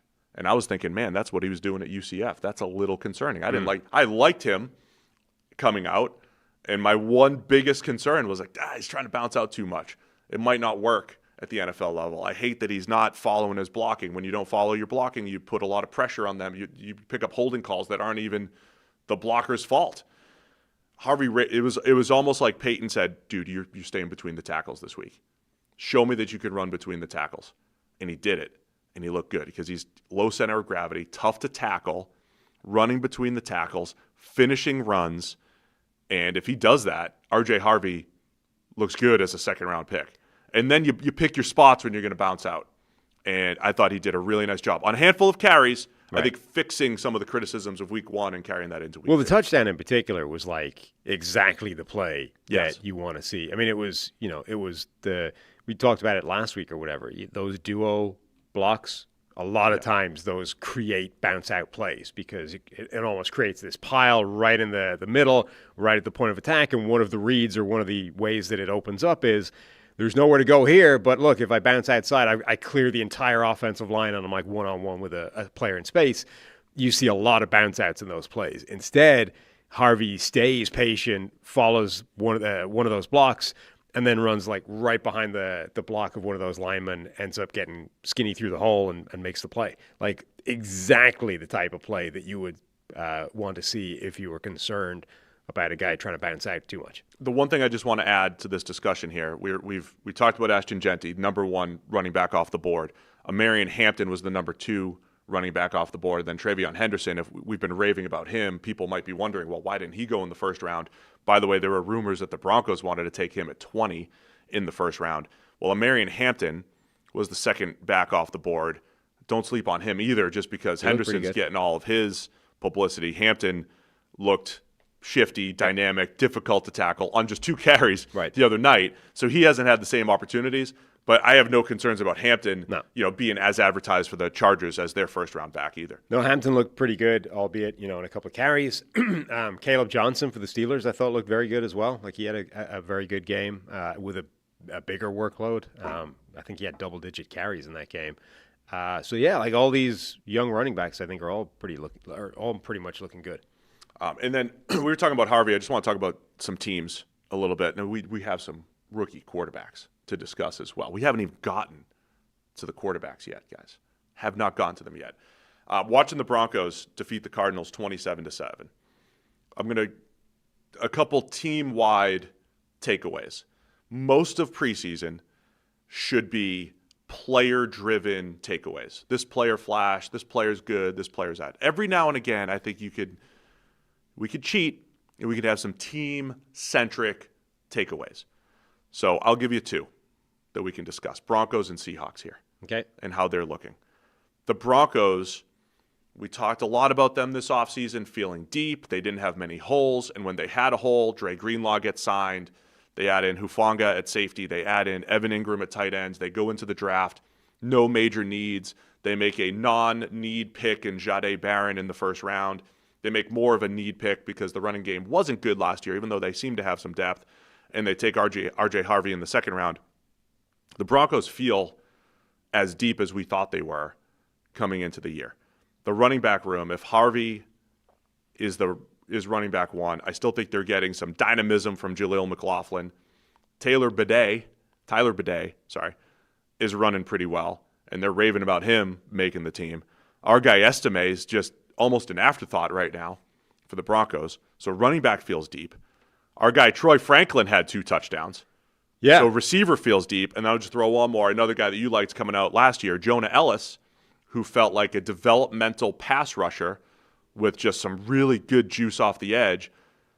I mean, they don't need him to be other than, third, fourth type of rusher, and he's showing a lot. I think the Broncos feel like a very deep roster at some of these key positions, the way some of these backups and contributors are playing right now in the preseason. I mean, it's a huge development for them, I think, if that wide receiver room gets stronger. I mean, that was a potential weakness for this team. You're like, Cortland Sutton's great. Outside of him, it's a bunch of guys that like Sean Payton likes but aren't necessarily consistent playmakers in a given week. Last season, they drafted Troy Franklin, in day 3. We loved that draft pick, and he was not good year 1. However, he was open quite a lot. And now he's also still open in preseason, but he's remembered how to catch the football.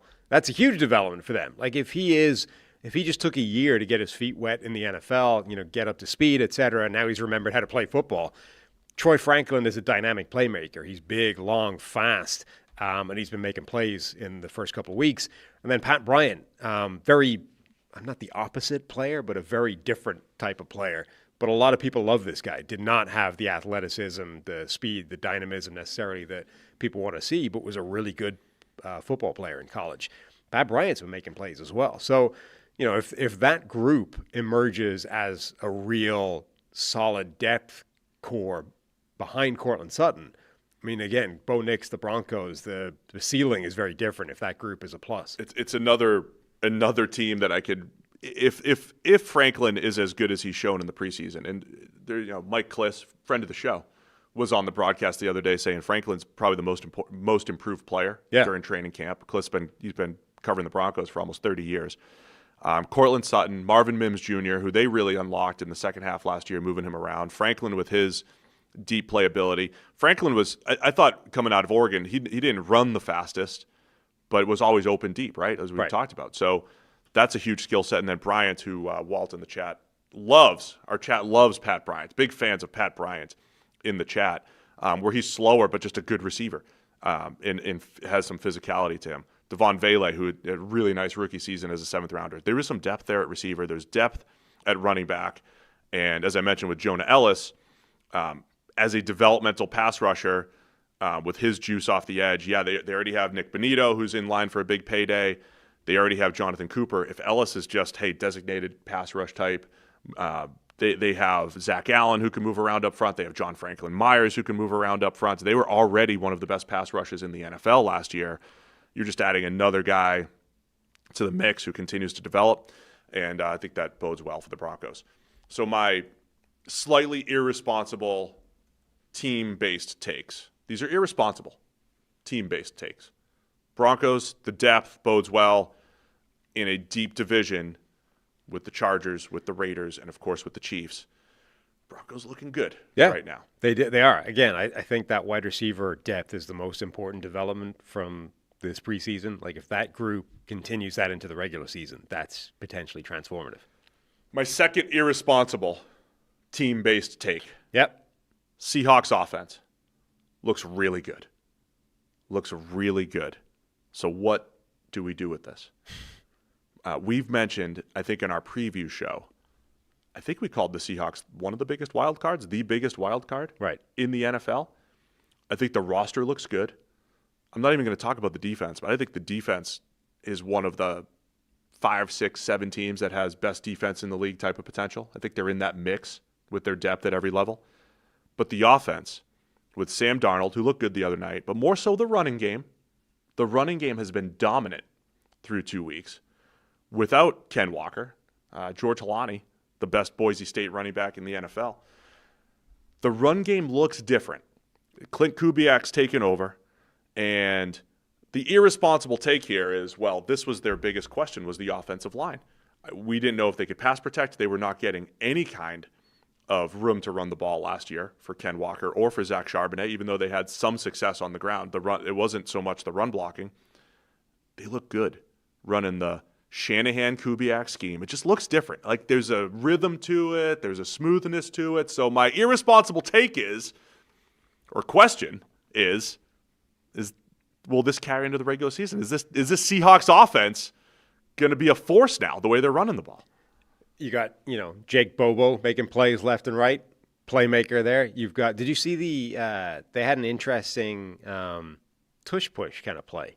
They brought in Jalen Milroe to run the push play, but Sam Darnold was still on the field as like the deep tail. It almost looked like victory formation where, the guy at the back, that was Sam Darnold. Oh, by the way, they should use Milroe. Yeah. I mean, he is so dynamic with the ball in his hands. They should find a way, just keep putting pressure on the defense. Mm-hmm. But the run game looks great. Gray Zabel, first-round guard. Looked great. Looks outstanding. The movement skills in that wide zone scheme, the strength. So he's getting movement. He's getting – a lot of times it's just getting in position on those backside cutoffs when they're running outside zone. I mean, everything looks really good for Gray Zabel right now. They had Anthony Bradford, who has not been a good NFL guard, playing right guard, probably in line to start again this year. Absolutely moving people. And so my takeaway on this is they're teaching it differently. They're teaching it well. They're trying to fit the skills of what they have, and it looks really good. And when you have the Shanahan or Kubiak name, there's some strength there that maybe you can get the most out of what is a perceived weakness on the offensive line and turn that thing around. The other thing I'll remind people, Remember the Saints last year? The first 2 weeks of the season, the Saints, the team that's expected to have the fewest wins in the NFL right now, the first 2 weeks of the season last year were the best team in the NFL. Dominated the Panthers, dominated the Cowboys. And the offensive line was the best offensive line in the NFL. Then Eric McCoy got hurt. He got banged up. They lost to the Eagles in a really close Week 3 game. But they had Cesar Ruiz playing at a high level after 4 years of mediocrity. And that was Kubiak. And they had Taysom Hill, who they were tapping into. So I think and then they fell apart, right? But there's some creativity. There's the ability to maximize what you have. There's might be something here for the Seahawks. So I don't do a lot of team takeaways, but this is one that has stood out. I mean, the Gray Zabel thing is huge. Like, if he continues playing the way he's been playing so far, if it has the effect that it's been having so far, I mean, it just reinforces I know you don't like to take interior offensive linemen this high, but this is why. You should do it. So, yeah, do you buy into this? The Seahawks? You buy in the Seahawks based off the preseason? I mean, I'm not willing to, let's wait and see. It's been encouraging, but it's preseason. This entire show is me showing some level of optimism for all these players, and you're like, preseason. Yeah, pretty much. Good. Again, you can see some things in preseason, but let's not take it too far. I'll tell you what we're going to see this week is Circa. Biggest football contest in Vegas. Circa Million, Circa Survivor. They're back with a massive $21 million in guaranteed prizes. We're heading out there Thursday morning, so our Thursday show is going to be pre-recorded, doing our college football preview with Josh Pate on Wednesday to get going on Thursday, because we're going to be out in Vegas. So if you're in Vegas, come by Circa, hang out. We're going to be recording from there, doing some shows. We're going to be on VSiN, previewing the season, all sorts of fun stuff. But love hanging out at Circa, and you guys should get out there for the contest. I know Circa is one of your favorite places to visit every year. Love that place, yeah. Phenomenal resort, incredible place to watch sports as well, between the sports book and Stadium Swim outside. Loving it. Might make my debut at Stadium Swim. Your debut. I mean, I've been there. I haven't, jumped in the pool yet. I haven't gone to the pools yet. Might have to watch the college football start to the season. Farmageddon from the pool? Farmageddon from the pool in Vegas, live from Dublin. With a drink in your hand? Yeah, perfect. I think it'll be great. Nothing screams summer like that. But you got to get out there for the contest here. Circa Million. You can pick 5 games against the spread each week. You get 1 point for each correct selection, 1/2 point for each push. That's $6 million in guaranteed total prizes. The first place prize gets the coveted blue jacket and, of course, $1 million. And then Circa Survivor, that's 1 pick per week, no point spread. The last the longest to win it all. And then you get $15 million guaranteed in that contest. So both contests run from September 4th through January 4th, 2026. Sign up by September 6th at 2 p.m. Pacific Time. Enter in Nevada. Play from anywhere. $21 million guaranteed. Visit circasports.com for details. All right, man. We're about an hour and 20 minutes into the show, and we haven't even talked rookie quarterbacks. Haven't even talked quarterbacks. Tried to get all the important stuff out of the way. It's time to talk rookie quarterbacks. We're going to start with Dillon Gabriel.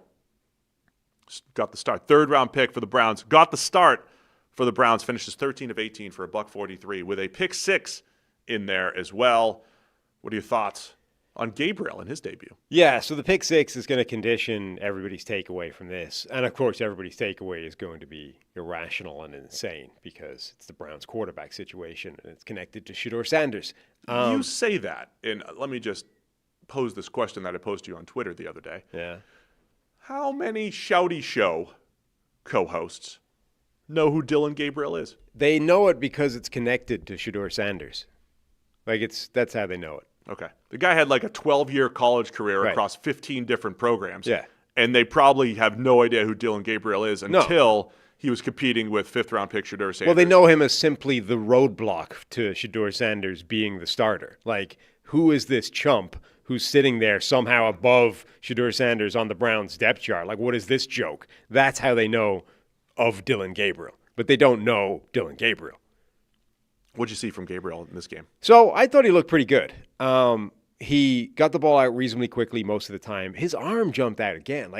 This is one of the consistent things with Dillon Gabriel. You think short quarterback, you think marginal physical tools. He doesn't. He has a good arm. There was one out route he threw from the far hash where it's like, damn, that's got zip on it. Helmet high. I Yeah. mean, I tweeted one out. It's like a 5-yard out, and it looks like a simple pass, which theoretically it is.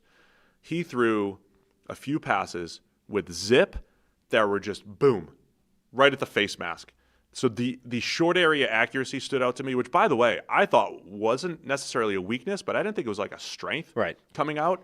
And so one of the things I want to do here on Check the Mic, I just want to lose all the stereotypes of short quarterbacks have bad arms, and because he's short, he's probably only good at the short game, not throwing the ball down the field. I thought Gabriel in college was actually a little better throwing the ball at the intermediate and the deep level than he was throwing short. But yeah, there was probably 3 or 4 passes. There was one pass over the middle, zipped it in away from coverage, and 2 of those quick outs, which again, 5-6 yard route, but he's just putting it right on a guy's helmet, perfect ball location. The guy there wasn't even a lot of separation there. So I thought overall he played really well. Yeah, and early in the performance, the Eagles' defensive line was getting pretty quick pressure. Like they got in his face a couple of times early, and I thought he maneuvered that reasonably well. Or more to the point, he didn't let it affect him, because actually it kind of dried up after that, and the Browns' pass protection got a handle on the game. But sometimes, if you get to a quarterback early, it's all gone, and they start getting skittery and bad things happen. Gabriel dealt with that reasonably well, and then was able to keep playing well once the pass protection got itself together. The interception is going to be, a huge focus of everybody. It wasn't good, but I think the tight end is by far the biggest problem on that play. Like, the tight end gets wrecked, ends up being in the wrong place and ending up basically in the pathway of the wide receiver, who should have been further behind him. And Gabriel tries to force it past the tight end to the receiver, I think. And because of where the tight end is, the cornerback's ability to undercut that is kind of obstructed from Gabriel. If you're the coaching point for that, if you're the Browns, would be, hey, look, it's a muddy picture, just throw it away, right? Gabriel's trying to make the play. That's what should have happened. Yeah, and that's a perfectly reasonable point. But it's not as bad as it looked. You know what I mean? It's not like that's just a ridiculous read. What are you even doing? You threw the ball right to a corner. It's like, dude, your tight end's making a mess of this. The picture is muddy. Don't take the chance. Just throw it away, right? So, with that context, I think it's not a good play, but it's not the catastrophe that it looked like. And by the way, there's a lot of talk about Gabriel and his height, and he made a couple throws over the middle of the field, and we'll see if he even has an opportunity, if that ends up becoming an issue. I thought his vision had bigger issues in college when he was actually outside the pocket on the move. He had a red zone interception against Michigan State last year. I think there was another bad one against UCLA. And this felt similar, where maybe he's not seeing it or he's just making a bad call. He absolutely should have thrown it away, even though the routes were all jacked up. Right. But I have more concerns about that, more so than the stereotypical, he's too short, he can't see stuff. Maybe that actually affects him more outside the pocket, or that's just, hey, I could see it, but I'm just making bad decisions here. The Browns are going to be naming their starting quarterback for the season ahead of next week's preseason finale game. And they've said they want to use that third preseason game as, the dress rehearsal for week 1. So you got this weird, teams are approaching all these preseason games very differently. Most teams are using this final preseason game as the way the old fourth preseason game used to be, where it's like nobody's playing in this game. The Browns look like they're doing it the opposite way, where they've spent the first 2 weeks screwing around effectively. Let's give the young guys their chance. And then I imagine this is when we name Joe Flacco quarterback, and Old Man Joe is going to go out for the final game, albeit for, I don't know, a drive or two, a quarter. I don't know how long their dress rehearsal is, but this will be the debut of starter Joe Flacco. It's almost certainly going to be Joe Flacco, and then however long the dress rehearsal is, as you say, then hopefully you split the rest of the game between Shadur Sanders and Dillon Gabriel and just say, thanks, Kenny. Have some fun with it. Thanks for your work, Kenny, but see your pig slip. I mean, you only need so many guys. But to me, both Gabriel and Shadur should be making the roster. That's the thing. To me, the question is not who is the starter for the Browns. I would be shocked if it's anything other than Joe Flacco. To me, the questions are, how many quarterbacks are we carrying on this roster? Are all 4 of them going to make it? Who's the first guy off the bench if and when Joe Flacco plays his way to the bench? And then who's the odd man out if you're only keeping 3? Those are the 3 questions. So that's the Browns. And look, Gabriel looked good overall. We'll see if the Shouty shows know his name this week. Jaxson Dart. I want to know. how many times the Shouty shows bring him up and do not mention Shedeur Sanders. Like, can they get through a sentence of saying Dillon Gabriel without saying Shedeur Sanders? They're not going to talk about Dillon Gabriel. Like, there's no reason for the Shouty shows to talk about the potential backup rookie third rounder from the Browns. The Shouty shows, they're not going to talk about the backup quarterback situation for the Browns. But the backup quarterback for the Browns is also the October starter for the Browns. They're not going to talk about. They only care about Shedeur Sanders. So of course that's true. They're not going to They're not even going to talk about Anthony Richardson and Daniel Jones, the Colts star. They're only talking about this because of Shedeur. So yeah, absolutely, they're not going to talk about Gabriel. Unrelated to Shedeur Sanders. A real Shouty show artist would be making the case right now that Dillon Gabriel should be starting week 1. He just won himself the starting job. Give Chris Canty an opportunity here. Oh, Chris can go there. Chris will do it. Jaxson Dart, very efficient outing for the Giants, 14 of 16 for 137. And was it 2 touchdowns total? 20-yarder to Greg Dulcich. Over the middle. Love that. Giants fans getting hyped over Jaxson Dart. What'd you see from him? I thought he was solid. To me, the most interesting thing was the way they put him in. Did you notice that? In with the ones? So, not just in with the ones. Or they do like one of the mid-drive things? Yeah. So, apparently Brian Daboll has basically said, look, be ready because at any time you could get thrown in. You know, you gotta get used to that. The idea that Belichick used to do that. Yeah, you got to get used to the idea that in any given play, it could be your time, right?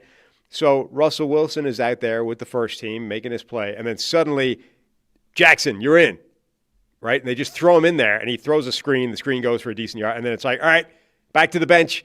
They threw him in for one play, right? Went in there with his screen. The screen, got good yardage, and then he's back to the bench.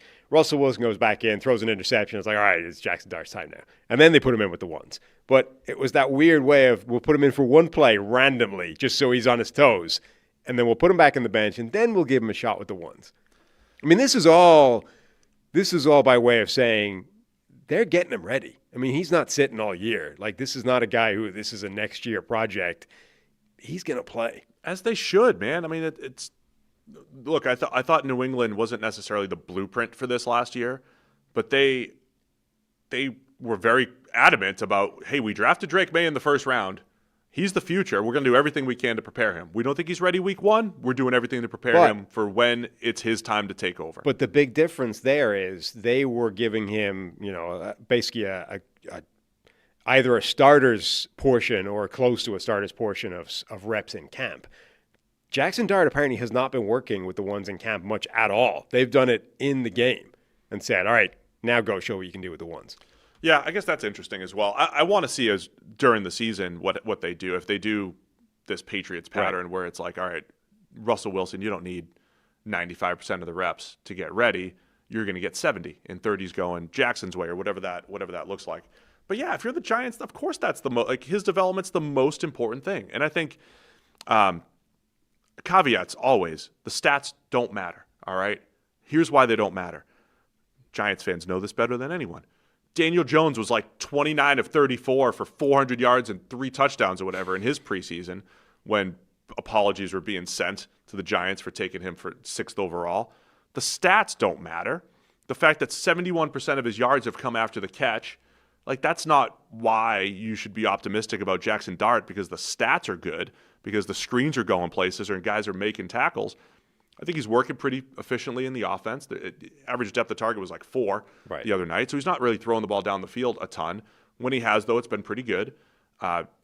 Average time to throw is super fast, but those are his strengths coming out, right? You loved how quickly he worked through reads and progressions and got the ball out. I loved his touch, intermediate accuracy, and I think he's shown a bunch of that so far through 2 weeks. No, he has. I mean, he's looked a lot closer to being ready than I expected him to based off where he's coming from in terms of that offense. The fact that they are it's a little weird to have the dynamic of what they've done in game along with not really giving him reps with the starters in camp, but the stuff in game sort of speaks to the fact that they want him to be ready at any given moment. They might have to bench Russell Wilson, or Russell Wilson might get himself hurt, and then Jaxson Dart's coming in. It will be interesting to see once we get to the regular season. Do you want to give him some, consistent reps through the week just so he is getting reps, or are you comfortable with this having prepared him? High level too. looking at Brian Daboll and his tenure, and my take, Sam, on don't necessarily judge the general manager by the quarterback decisions, because they could be noisy decisions. You don't have many to make. And how much do you actually want to judge the head coach by the quarterback that you have? Daboll's had some runs where he got the best out of Daniel Jones for a year, made a playoff run. He got Tommy Cutlets. He got Cutlets looking pretty good for a while, scheming it up. Remember, it felt like, hey, they're pulling out all the good plays for Tommy. Now that Jones is on the sideline, they were worried. Tommy's connected. We got to call it the good plays. We got to have the best play action. Got to have the fullback running up the seam. We got to have the good plays. The Jaxson Dart touchdown, little fake toss, open over the middle. My point in all of this, we haven't seen Daboll with a very good quarterback situation, but he's had these spurts of elevating Daniel Jones and Cutlets and whoever he's had. There is this world where I think he can get the most out of a rookie Jaxson Dart whenever that period is, and not so much save his job, but build some momentum into next year. So Dart has looked pretty good. He's run the offense effectively. He's getting rid of the ball quickly, and I also think that offense might have a chance to accentuate his skill set and get the most out of him even whenever he takes over as a rookie. And we're doing this all right now without Malik Neighbors, who's dealing with some back problems. Not expected to be a problem going into the regular season, but just to say they're doing this without their one superstar wide receiver right now. So that's a big part of the whole dynamic. I also want to give Daboll some huge credit. I think he's finally going gray with dignity, with the beard, Yeah. I don't want to get sued, but it felt like there was some artificial coloring in that last year. Wow. Now it's very much, we've got full salt and pepper going on. I think that's the appropriate way of doing it. How do you soften that? You just say you felt like that's okay? You can't get sued for that? I think so. Okay, yeah. Good. So I'm not declaring he did dye his beard. It just looked like he did. No, just looked like it. Russ had a beautiful deep ball, 80 yards as well. He was 1 for 1 for 80 at one point. Until bad things happened. Tyler Shough played yesterday, got the start for the Saints, 9 of 12 for 66 yards. Didn't find the end zone a ton, but there was a big drop on third down that knocked him out of field goal range. So I think that was one of the factors Saints media is talking about. Hey, he's not leading to points, but there are some factors in there. The pass blocking was not great for Shough. It was not. Spencer Rattler came in, made some big plays with the backups in the second half, but they wanted to give Shough. They just switched who got the opportunity with the ones. Any prediction here for who gets the start week 1? By the way, I thought for the second straight week, Shough looked good on the short stuff, short area accuracy. He's got this combination of get the ball out, and I think he does that better than Rattler. It comes out faster. Yeah. So definitely, consistently. But much like in college, Shough also gives guys opportunities down the field. Yeah. Both teams opportunities down the field. So I think he's got a good balance of hitting the easy stuff, but also taking some shots down the field. Yeah, I mean, it's almost like what style of quarterback do you want behind not a good offensive line, right? Do you want the guy that's going to get the ball out fast and offer little when it breaks down, or do you want the guy that's got at least a scrambling threat but is taking some time with the ball and is therefore making the baseline worse? Because that's the sort of dynamic there. Shough will get the ball out quicker, but if it breaks down, he's kind of in trouble. Rattler can at least extend plays, scramble, et cetera, but he's holding onto the ball longer, so it's causing more problems to begin with. Though Shough was incredibly efficient throwing to his left. He was just amazing throwing to his left in college. Yeah, I'm actually not sure which guy wins that job. I started off assuming Shough would win it by default. The more we go on, the more I think Rattler has a shot to actually start week 1. The interesting thing in this game, though, is we saw, I think, what the Saints receiving core is going to look like with everybody healthy. Olave's out there playing. Rashid Shaheed is back from his injury. And I think Cedric Wilson Jr. is looking like their slot receiver now. You've got Brandon Cooks in there as well, but the way they've deployed those guys the first couple of weeks, it looks more like Brandon Cooks is going to be the sort of rotation guy on the outside, along with, they'll all work in the slot to some degree, but like Wilson looks like the starting slot receiver, if you like, and other guys are going to play predominantly outside. And for the second straight year, Mason Tipton making a ton of plays. He had 100 yards on 6 catches. He was also Rattler had a red zone interception there, which may have been on Tipton, giving up on his slant a little bit. But remember last year in camp, he was making plays and was like, did they find another Rashid Shaheed? Did they find another Deontay Hardy, right? They always had this random deep threat that was incredible. Shaheed might be more than that. But Tipton has, made some plays again in preseason action other than the slant that was picked off. But, I think the battle between Shough and Rattler, though, people expected Rattler to go in the second or third round last year. He had that type of potential. Yeah, I mean, theoretically, but then 6 QBs went high, and Rattler was a 5th-round pick. Like, theoretically, Rattler's they younger. Might be comparable prospect. Right, like he's younger, was a day 2 type of player. Shough's older, was a day 2 type of player. There might not be a huge difference in them as prospects, and it really is wide open, even though I'm with you. I assumed it was Shough. I think eventually he'll get the job, though. I mean, they're invested in him in a way they're not in Rattler. Plus, Rattler at least had some opportunity last season to show, good or bad, are you going to be the guy, and didn't. So you can look at that and say, well, he's had some experience, therefore he's better prepared for a bad situation than Shough is right now. But if you're looking to see anything from these guys, you're like, Rattler's kind of had his shot and didn't do anything with it. Now let's see Shough. And then way back Friday night, first overall pick, Cam Ward, playing for the Titans, goes 2 for 7 for 42 yards. I don't know if I've seen, I said this last week, I don't know if I've seen anybody throw the ball quite like Cam Ward. And it stands out more now. I think sometimes you just have to see it on the NFL field to really stand out. Yeah. The quickness and the lowness, how low the arm slot is, but just the quickness and whippiness of the arm is outstanding. Now, you were watching this game from the passenger seat of the car on the way back. Yeah. I was listening to it through the Bluetooth while you were driving. Yeah, you were driving, Yeah. and I was watching it, giving you play-by-play. And somehow between the play-by-play and you as the auxiliary play-by-play, there was still very little in terms of description as to what was happening here. What do you mean? Made some good plays.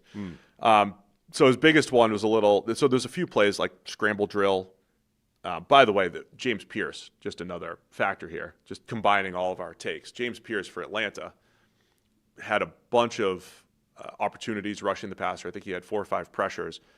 A lot of those were losing contain, though, and not finishing plays. He also had one that led to a Brandon Allen interception, but it was some of the stuff that we saw on film with him at Tennessee showed up. But I think it was him that kind of ducked inside on Cam Ward's first big completion, 35-yarder to Alec Ayamaner, whose name I say differently every single time. Yeah. Ayamaner. And, it just stood out that Pierce was doing that. But, Ward gets outside the pocket on a couple, has the 35-yarder there, throws one out of bounds. He's a little off on a screen pass, throwing the ball behind. It was almost a fumble. And then the biggest one, I don't know if this was a good or bad. It was one of those, I don't know if this is an awesome throw or a just miss, was to Van Jefferson over the middle of the field, and he just whips it right past the defender, and it just goes off Van Jefferson's hands. And I don't know if it was just incredible. It was one of those, like, if Jefferson takes the angle on the over route just a little bit differently, and you don't know if Cam Ward's expecting him to do that, then it's incredible. Right. And he may have drifted it upfield just a little bit more, and it looks like he just missed it. But the arm talent that Cam Ward has, the velocity on the ball, the quick release, that part looks outstanding. I think that's encouraging. Yeah, I mean, that throw was pretty crazy. The talent that kid has is phenomenal. I mean, this is why the Titans are going to be a fun team to watch this year, but also I think do have a genuinely pretty broad range of outcomes. Like, if he's really good right away, that Titans offense is already good. If he's just inconsistent and somewhere in the middle, like looks sort of like, first year or two Josh Allen, it's going to be a roller coaster ride. But they're going to be must-see TV because of that. Yeah, so I don't know where he lands as a rookie here. You see a little bit of both, but I think there'll be some special plays from Cam Ward. Gunnar Helm, by the way, the rookie tight end out of Texas, continues to make big plays. He mossed a couple defenders in the end zone for a long touchdown. I mentioned him last week as well. Yeah, I think that's the litmus test. If I mention your name twice in the preseason, maybe 3 times after week 3, then you're going to play well. So Gunnar Helm, last week I mentioned him not only catching passes, but making,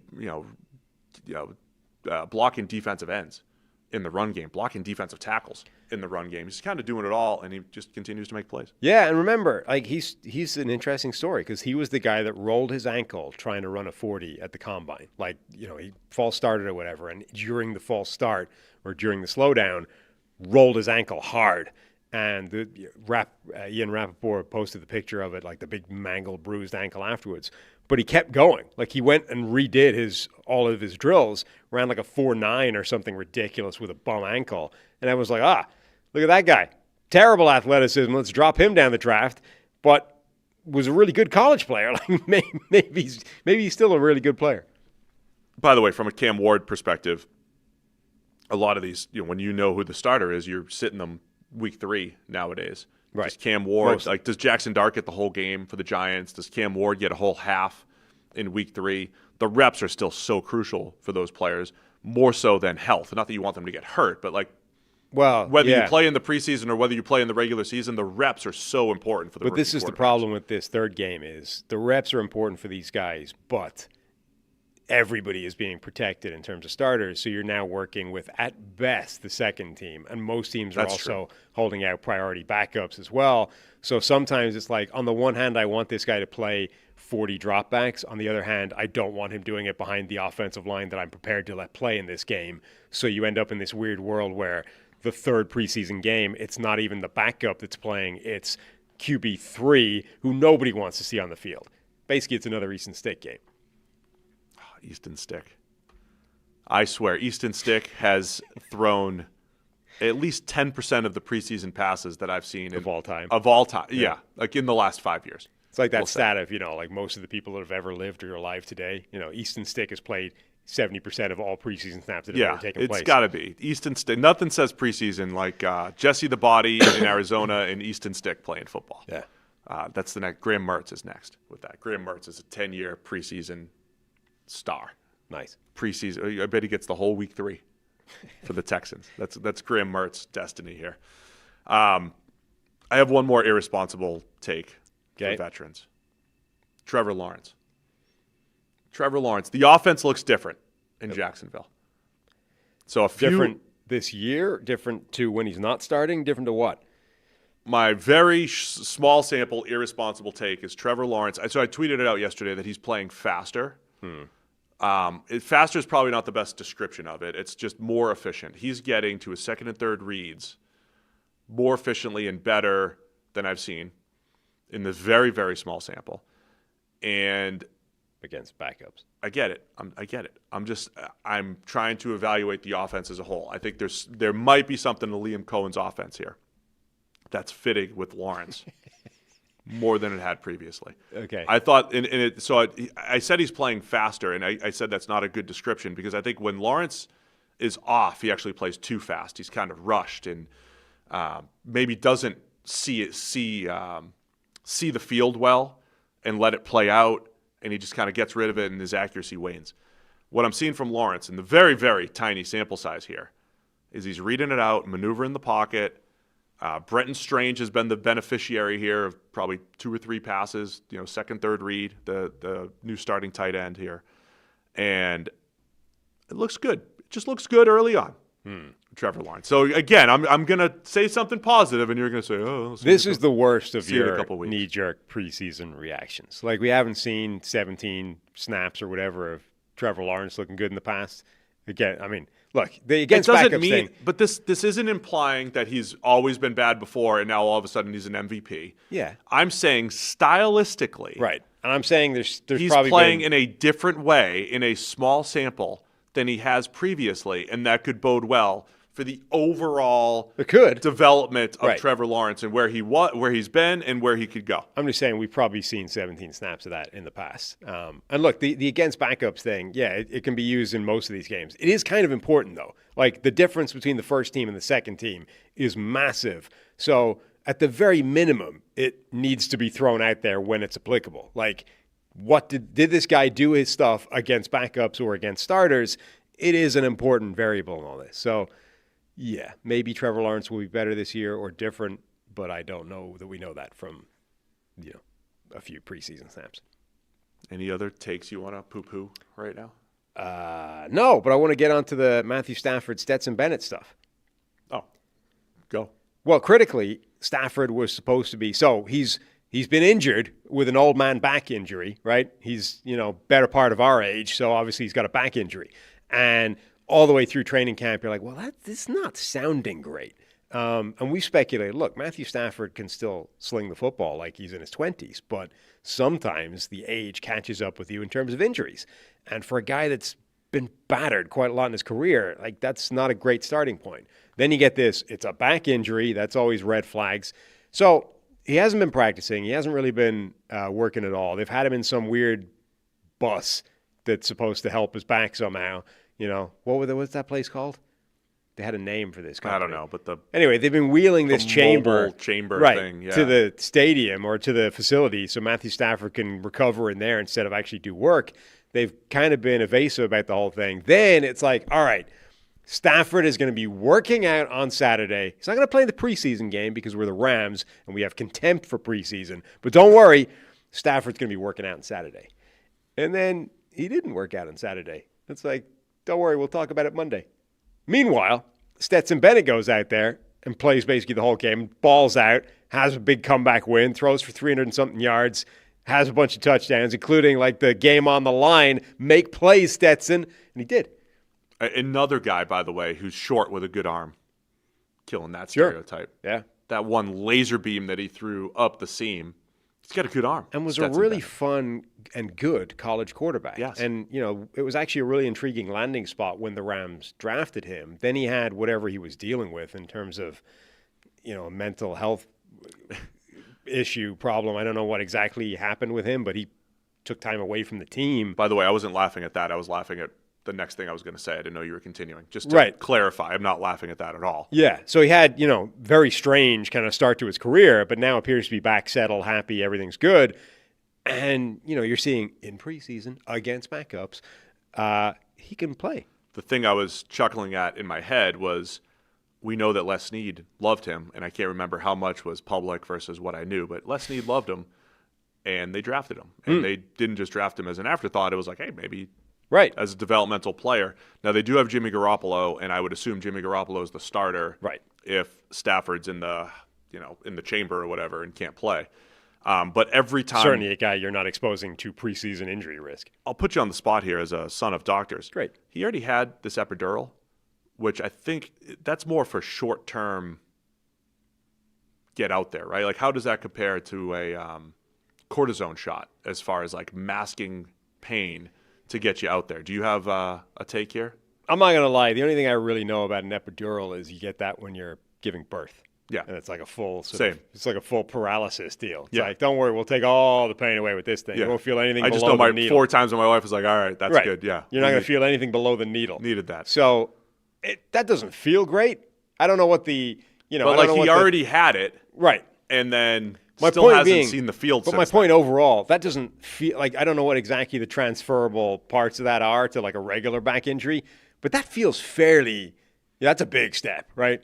Like to go from Advil to like, hey, we're going to give you an epidural and like take away everything below the C5.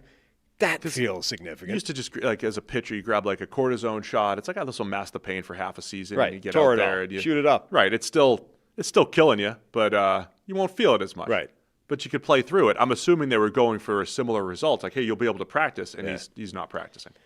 Anyway, point is, I think this is getting fairly significant. As I said, Sean McVay is going to talk about it sometime today, so maybe we'll get some more clarity on it. But we've got Amortal chamber? We've been talking Amortal. Not mortal, amortal. It's not immortal. It's absence of mortality. Yeah. That's what we're talking about. I gotcha. Completely amortal.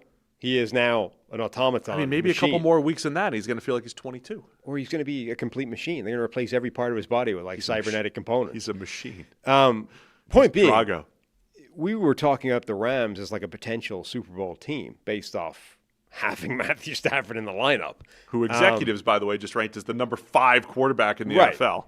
But all of a sudden, he's kind of old, kind of broken down, 37, and is dealing with epidurals in his back.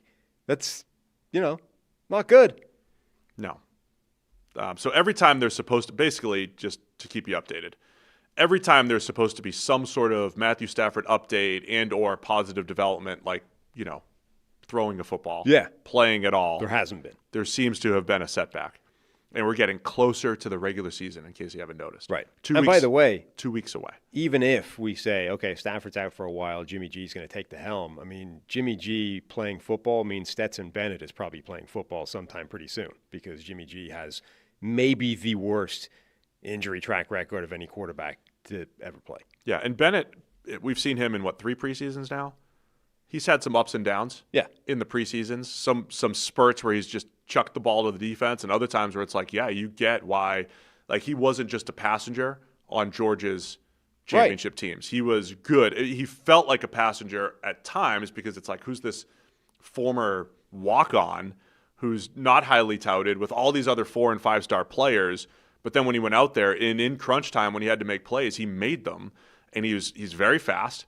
He's athletic, and he has a good arm, right? So much like the Dillon Gabriel thing, don't just because he's short think that he's just this dink and dunk, poo-armed guy. Like, he can zip it down the field, as he showed the other day. So he has an intriguing skill set and this pedigree of winning with, all the 4- and 5 stars at Georgia. I'll also say, by the way, even though like his previous preseasons have, I would say, not been good, it's also difficult to know how much of that mental health stuff was a factor then. Like, if he was dealing with stuff whilst playing not good, and now theoretically all is well and he's playing well, I mean, that might be a thing, right? Like, this might be a true indication of what Stetson Bennett could or should do at the NFL level, whereas previous preseasons might not have been. He also might have, year 3 for a quarterback, the lights gone on, like, et cetera. Like, there's a very real chance that what we're seeing now is legitimate from him. There's also a chance that it's just it's just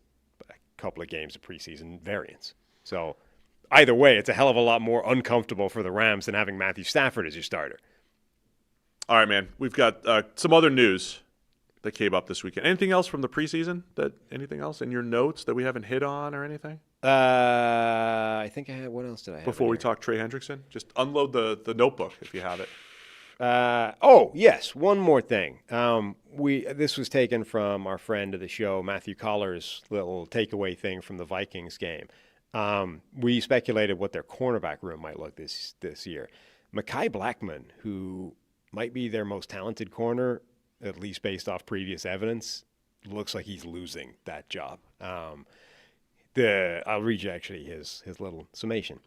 If there was any thought that Blackmon was in a competition with Jeffrey Okudah, like at cornerback 3, that ended today. While Okudah watched from the sidelines, i.e. is, higher up the depth chart than is currently out on the sideline. With the other starters. Yeah.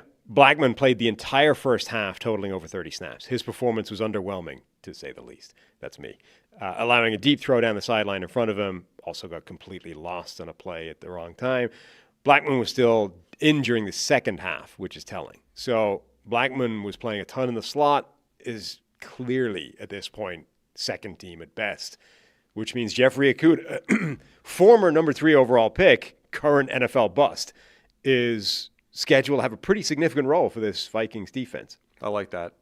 I didn't mean it like that. He's coming off of injury. We both liked Blackmon. I like that for another team to maybe buy low on Mekhi Blackmon. We both thought he was going to be a good player, and he definitely showed flashes with the Vikings when he had opportunities. Yeah, it's coming off an ACL, so maybe it's sort of an unfair. Could be related to that. But he's basically, if that was an opportunity for him to maybe show that he deserved to be higher up in the depth chart, and he definitely didn't. So, unfortunately for Blackmon, he looks like he's running with the second team, which means Okudah is going to be playing, which so far in the NFL has been problematic for defenses. The one other rookie quarterback I did want to mention was Quinn Ewers. 2 touchdowns. Both were pretty good, arm talent-wise, for Ewers. I know you're not a huge Ewers fan. He had an awful week 1. In this game, though, the 2 touchdowns stood out. He barely stepped into the first one and just kind of flicked it with his wrist, reminiscent of the big seam pass he threw against Arizona State with the game on the line. This one was in tighter coverage, just kind of flicked it with the wrist. This was I think his arm didn't look great last year, and I don't know how much of that was the oblique. And it looked a little better here. The other one is rolling to his left and kind of throws it back across his body, away from coverage. 2 impressive throws by Quinn Ewers in this game. Just something to keep an eye on. Had to mention it. Some people were asking about Quinn Ewers' breakdown. Also a pretty ugly pick. Yeah. Did he? Yeah. Left it inside on a comeback. That was dropped. Oh, well, it should have been picked. No, I think that was on the receiver. What? Yeah. How? Oh, and I'm an Andrew Armstrong fan. It wasn't picked, but you were. It should have been. I mean, the corner. You're talking about the corner was the guy turnover worthy contesting the catch or not. No, that was on the receiver. How? Because he's throwing it before the break. Yes. There was There's nothing wrong with the receiver's break. No, the receiver. The corner just read it. No. Yeah, but you're not seeing that when you're throwing the timing route. You're trusting your receiver to. Well, then it's not. How is it on the receiver? Your receiver's job is to not He's rounding it. He didn't. The corner just wasn't buying what he was He selling. ran a rounded comeback instead of a sharp comeback where the cornerback should have had to run through him. The corner just was never buying No. What he was selling and was just undercutting it the whole way. This is what we do. This is how we debate plays. I got that on the receiver. No, you're crazy. I don't think there's anything Ewers does there to change that. It looked bad on TV, on the broadcast it looked bad. And then when you see the wide angle, my guy, I think it was Armstrong. My guy, Andrew Armstrong, he's just not crisp with his route. I think you're crazy. No, it's absolutely on him. All right. We'll see if our other friends want to chime in. Can we get a tiebreaker? Anybody have an opinion on the dropped interception along the sideline there? Most importantly, we're like 7 hours into the show, and we have yet to ask people to subscribe because we could be live at any time. More importantly, you're going to see all these shows when we do go live. And we already talked about what is our percentage of people? We're at like 35% are actually subscribed. It needs to be higher. Yeah. We should have, out of everybody, we should have like 600 new subscribers just from everybody clicking the button right now. Right now. And 600 more thumbs ups. That's true. And this guy says no thumbs up till Chisholm talk. Just rewind a little bit. That's true. We talked after Chisholm. Therefore, we're owed a thumbs up. Anyway, let us know if you think Quinn Ewers had a turnover-worthy play or if that was on the receiver. We don't use turnover-worthy plays anymore. We're no longer contractually bound to do that. You got to come up with a new name. No, that is still my name. Interceptable. We can reclaim. We are not. We can reclaim interceptable passes. No, you want to choose something. He's out of the game now. Your Irish counterpart, your Irish rival. He's gone. Blue Pepper. He's abdicated. You want to use something that he came up with. When I came up with turnover worthy, I heard it on national TV the other day. Somebody said turnover worthy. Right. On national TV. Yeah. That's my influence. Was it Kevin Harlan? Yeah, I don't think it was. It was someone else. Someone used turnover worthy on TV the other day. It's my baby. I am not giving it up. I don't care who owns the name and who tracks the stat. That's my baby. We're not losing turnover worthy.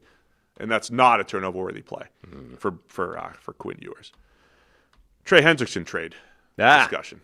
Yeah. This is getting fun. So I was trying to read the way this was reported. Yeah. That the Bengals were fielding calls for Trey Hendrickson, yes. I believe is how it was reported. And then our friend Paul Dehner Jr., who said he'd join us. He's obviously Bengals beat reporter. He's in town. He could sit in the seat right here as well at some point. Well, once we clean things up, we have a week for Renner.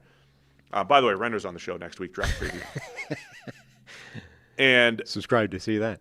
So Paul Dehner, essentially, and he was at the beginning of this reporting saying, yeah, they're fielding offers. And he's like, that's not news. Like, right. Basically saying this is not new. It was almost reported as new. And so we all have to read between the lines here. I know we're very astute reading comprehension people here on Check the Mic. The reading comprehension is they're fielding calls. Yeah, listening to not trade so offers. much shopping, but they're fielding calls. Of course they're fielding calls. Of course, if the guy's not on the field and he led the league in sacks and he's still a very good player, top 5, 8 edge, top 5 pass rusher, top 8 edge, wherever you want to rank him, led the league in sacks, of course teams are interested. So, of course, the Bengals are fielding calls. Yeah. What's your point? It was like breaking news yesterday when it's like, this has probably been happening for weeks here. That's not news. Right, but the news is somebody told them that. Like, the development there is that somebody specifically leaked that the Bengals are listening to calls. Diana Rossini had more on it today where she said, Teams that have recently inquired about Bengals star Trey Hendrickson were told Cincinnati's asking price included a young defensive player and a 2026 first-round draft pick, according to league sources. The player heading back does not have to be a pass rusher. So that's kind of interesting as an asking price for Hendrickson. Fascinating spot here for the Bengals. And look, we've discussed this all before. There is this world of he's getting a little bit older. Do you actually want to pay him for the next 3 to 4 years? Is it a better move to get a little bit younger, think more long-term if you're the Bengals, and balancing that against the fact that they already had one of, if not the worst pass rush in the NFL, despite having Trey Hendrickson. The whole situation, and certainly without laughable. Trey Hendrickson on the team, unless Shamar Stewart is an instant star. Right. And needs to be a star, not just like good. And Myles Murphy takes a massive step forward in year 3 as a former first rounder. Unless those two things are happening, you're destined to have the worst pass rush in the NFL if Trey Hendrickson's not there, or if you don't replace him somewhat directly. Yeah. I mean, this is the whole situation is laughable, right? We remember this last year. The Bengals had one of the worst defenses in the NFL. Joe Burrow was playing like the MVP. Jamar Chase is arguably the best wide receiver in the NFL, and T. Higgins is maybe the best number 2 wide receiver in the NFL. They're all playing at the same time. They were dominant. And in a lot of games, it didn't matter because the defense was so bad, it was able to undermine all of it. And yet, the focus this entire offseason was keeping that band together. Let's make sure we re-sign Chase and T. Higgins so that Burrow's got everything he needs for that offense to be phenomenal. And we just kind of ignored the Trey Hendrickson part. And now they found the money to pay Jamar Chase, not just top of the market money, but like market resetting money. They paid T. Higgins really good money for what he's doing. You kept the band together, and now you're cheaping out with Trey Hendrickson. That's like, okay, I understand it's tricky because he's at the age he's at, 30 years old. When is it going to start to decline? But like, now's not the time to mess around. You had the time. You let the opportunities go past. The draft is gone. Free agency is gone. You have no more way of fixing this if you decide, we've got a hard line in the sand. We're not going to pay him whatever. We're going to draw. Like, you can pay him. You need to just pay him. You've screwed around too much, right? You can't fix it anymore. I mean, if they could get a first round pick, which I think is a big if and unlikely, if they could, is that worth it? If they can get a first round pick next year, it's not worth it for this year. This season's toast. It's not worth it for this year, but if we're not building a team just for this year. No, but you kind of like this year is kind of important, right? Like you have Joe Burrow, you just dedicated all this money to those guys, would essentially be wasting it for a year. Because there's no way that this Bengals team can win a Super Bowl without Trey Hendrickson on this team this year. There's just no way. Which teams, if he was going to get traded? Because there's this other dynamic of... Funny you should ask that, Stephen. I have another interesting nugget from this morning. Andrew Callahan from the Patriots said Elliott Wolf, when asked the question directly about the possibility of a big trade, said absolutely they're open to a big trade in the coming days or weeks. So Trey Hendrickson, Terry McLaurin, the Patriots are in the market for a splash. For a big trade. That's good. I mean, they're fielding calls as well. Everyone's fielding calls. Well, they're making calls.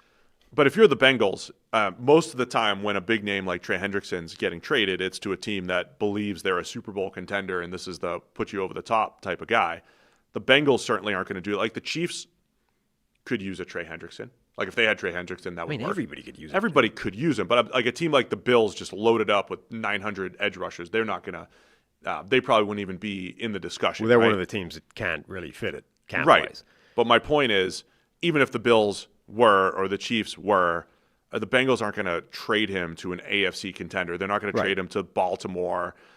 Houston doesn't need him. I've heard the Colts rumored, which would be interesting with him and Latu and Kwity Paye and what they have there. I don't know. Does he have to go to the NFC? Lions. Lions, obviously. 49ers? Could use him. 49ers could use him. You put him opposite Nick Bosa. The Eagles, they still have room. on their defensive That would line. be the ultimate how does Howie do it play. How does Howie do it? Flip a third for Trey Eagles Hendrickson. come out of this with Trey Hendrickson and somehow flip, get the young playmaker. But then they sign him to a deal where he has a $120 million cap hit in 2031, Right. and we'll figure it out when we But get also, there. they just need to give a young defensive player back, and it's going to be like a safety or something. It's going to be like Sidney Brown. Sidney Brown and a third-round pick for Trey Hendrickson. Sidney and Chase Brown reunited on Right. the Bengals. We'll get the twins together, and a third for Trey Hendrickson. That's what you're doing there. And then we're going to be how does Howie do it? I think Paul Dehner actually theorized Trey Hendrickson, and if they wanted a player in return, like a Cole Strange, who might not start for the Patriots, but could start at guard for the Bengals. Apparently, I don't know. That was some of the rumblings there. Rossini's thing does specify defensive player, though. Now, I don't know if that's accurate or not, but that's the report. Yeah, I think the Bengals need help on defense. I don't think I think the Panthers have been rumored in there as well. That was the other thing I was going to add here. If you're Trey Hendrickson, are they putting like, hey, we'll send you to Carolina. Hey, we'll send you to these, whatever these teams are, however you want to classify them, as a way to say you're better off here, man. You're better off playing here in Cincinnati, where we already have Burrow, we have Chase, we have Higgins.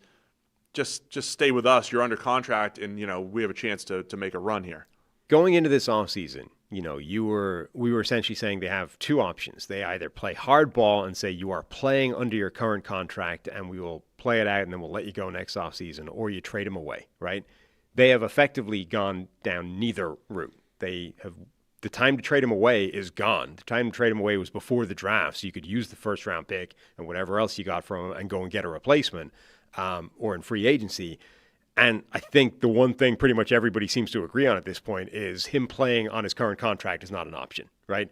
I don't think even the Bengals think that that's an option at this point. So the two potential pathways they could or should have taken early in this offseason, they haven't. And so now you're just in this standoff where, neither side has any leverage. It's another one of these ridiculous Aaron Rodgers things. The Bengals don't have any leverage because if he decides he's just out of it, you're in trouble. And Trey Hendrickson doesn't have any leverage because they can't trade him away.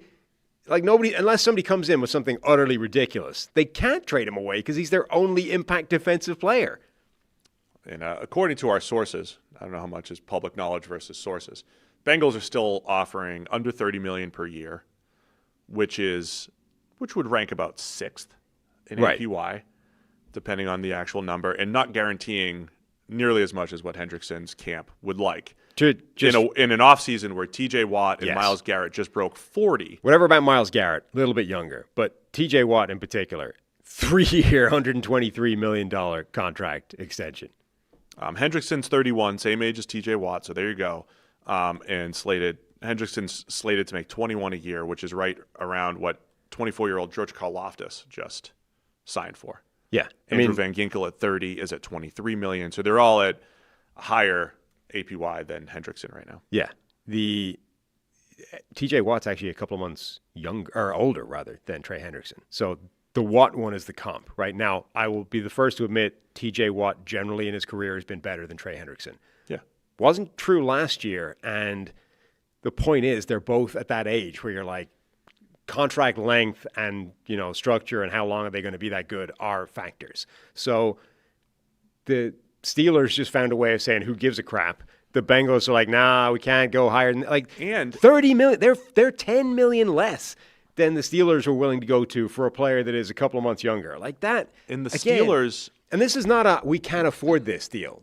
Even with the Jamar Chase, T. Higgins, Joe Burrow contracts, Hendrickson's deal fits. So make it happen. And people could argue this, but I think the Steelers have done a better job of future-proofing not having TJ Watt 100%. With Nick Herbig and Alex Highsmith, whereas with the Bengals, you're like, well, we hope Shamar Stewart develops a year or two early, and we hope Myles Murphy figures it out, and we hope Chris Jenkins on the interior has a better season than he did. There's a lot of hope here where the Steelers are already loaded. Nick Herbig's out here cooking people in preseason. I mean, if TJ Watt did in the regular season last year as well. If TJ Watt didn't play for them this year, they would still have a good duo of edge rushers. If Trey Hendrickson doesn't play for the Bengals, they might not have a pass rush. I love Trey Hendrickson as a player, though, so we'll see what ends up happening here. There was a trade yesterday. John Mechie, Texans wide receiver, sent to the Philadelphia Eagles in exchange for Harrison Bryant. They also exchanged 5th and 6th round picks, which I believe are their original picks that they already traded in the Kenyon Green deal. I think they're just having fun, trolling people, just trading picks, getting their original picks back. But another one of those, John Mechie. We've talked about the wide receiver room in Houston. It's really deep, especially with the 2 Iowa State rookies coming in. Nico Collins at the top. Mechie probably was going to be the odd man out there anyway. And I think for the Eagles, second straight year they've made a preseason trade for a potential wide receiver 3. Last year it was Jahan Dotson right before the season. This year it's Mechie. I think Mechie has a chance to be better than Dotson and be the number 3 option there behind A.J. Brown and Devontae Smith. And then Harrison Bryant comes in to replace Brevin Jordan, got injured for the Texans as like their H-back move tight end. And Harrison Bryant has a chance to come in and do that for Houston. Yeah, I think it's an interesting move in particular for Philadelphia. I was never a massive fan of Mechie as a prospect. He obviously then dealt with leukemia in the NFL, so it is a phenomenal kind of comeback story in and of itself. But I do think he's sort of at that. He's at a specific level that has not been a massive impact role player, even for the Texans. They've effectively replaced him with those 2 Iowa State receivers. But the Eagles have a space for a player like that in the roster, and we've been concerned about their depth at wide receiver for a couple of years. The starters are fantastic, but if one of those guys goes down hurt, the depth gets pretty sketchy pretty quickly. You bring in Mechie, Johnny Wilson's been making some plays in preseason. Like all of a sudden, their receiving core may be stronger than it's been for a long time. Other news around the NFC East, running back Brian Robinson being rumored to be shopped. Remember, they just seemed to sour on him last year. There were points last year at you finished with 10 touchdowns. I think he did some really nice job in and around the goal line. But when you look at that Cliff Kingsbury offense, it does a really good job of creating space. And remember Kingsbury when he was in Arizona, there were many years where their running backs led the league or were near the top in yards before carry per attempt. Mm-hmm. And last year they were top 6 or 7. So I think there's this dynamic of he's not a big play threat. A lot of his big runs were, say, schemed up or somewhat open. I like Robinson. He's an okay runner. He had the stretch down late in the year against the Eagles, not lowering his pads on a 4th and 1, fumbling against the Eagles. I think he just kind of, I don't know if it's in the doghouse or they just lost confidence in him. But he's on the trading block also in last year of his contract.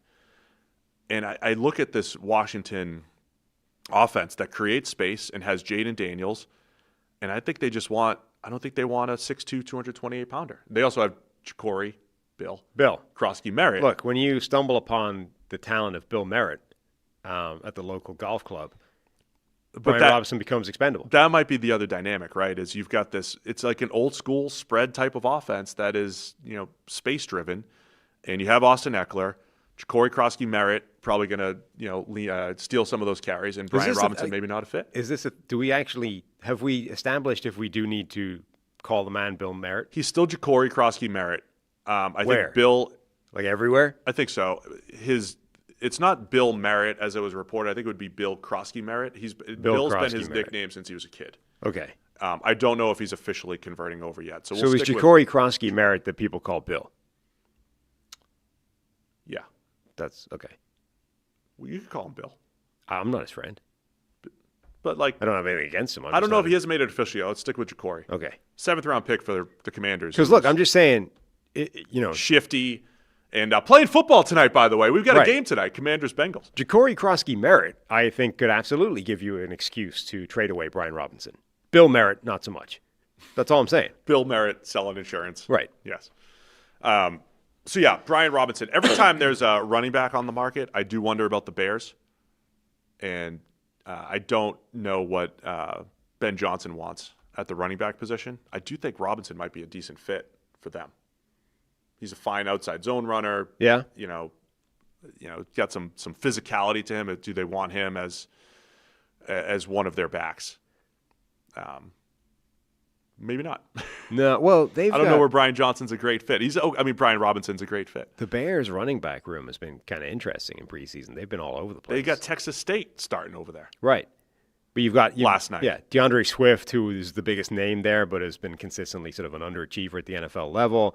You've got various random names that you wouldn't have expected are carving out significant roles. Last night it was Deion Hankins started with the ones. There was a point at practice the other day. I said, "Hey, they got Hankins, Texas State, running with the ones right now," and then he did last night.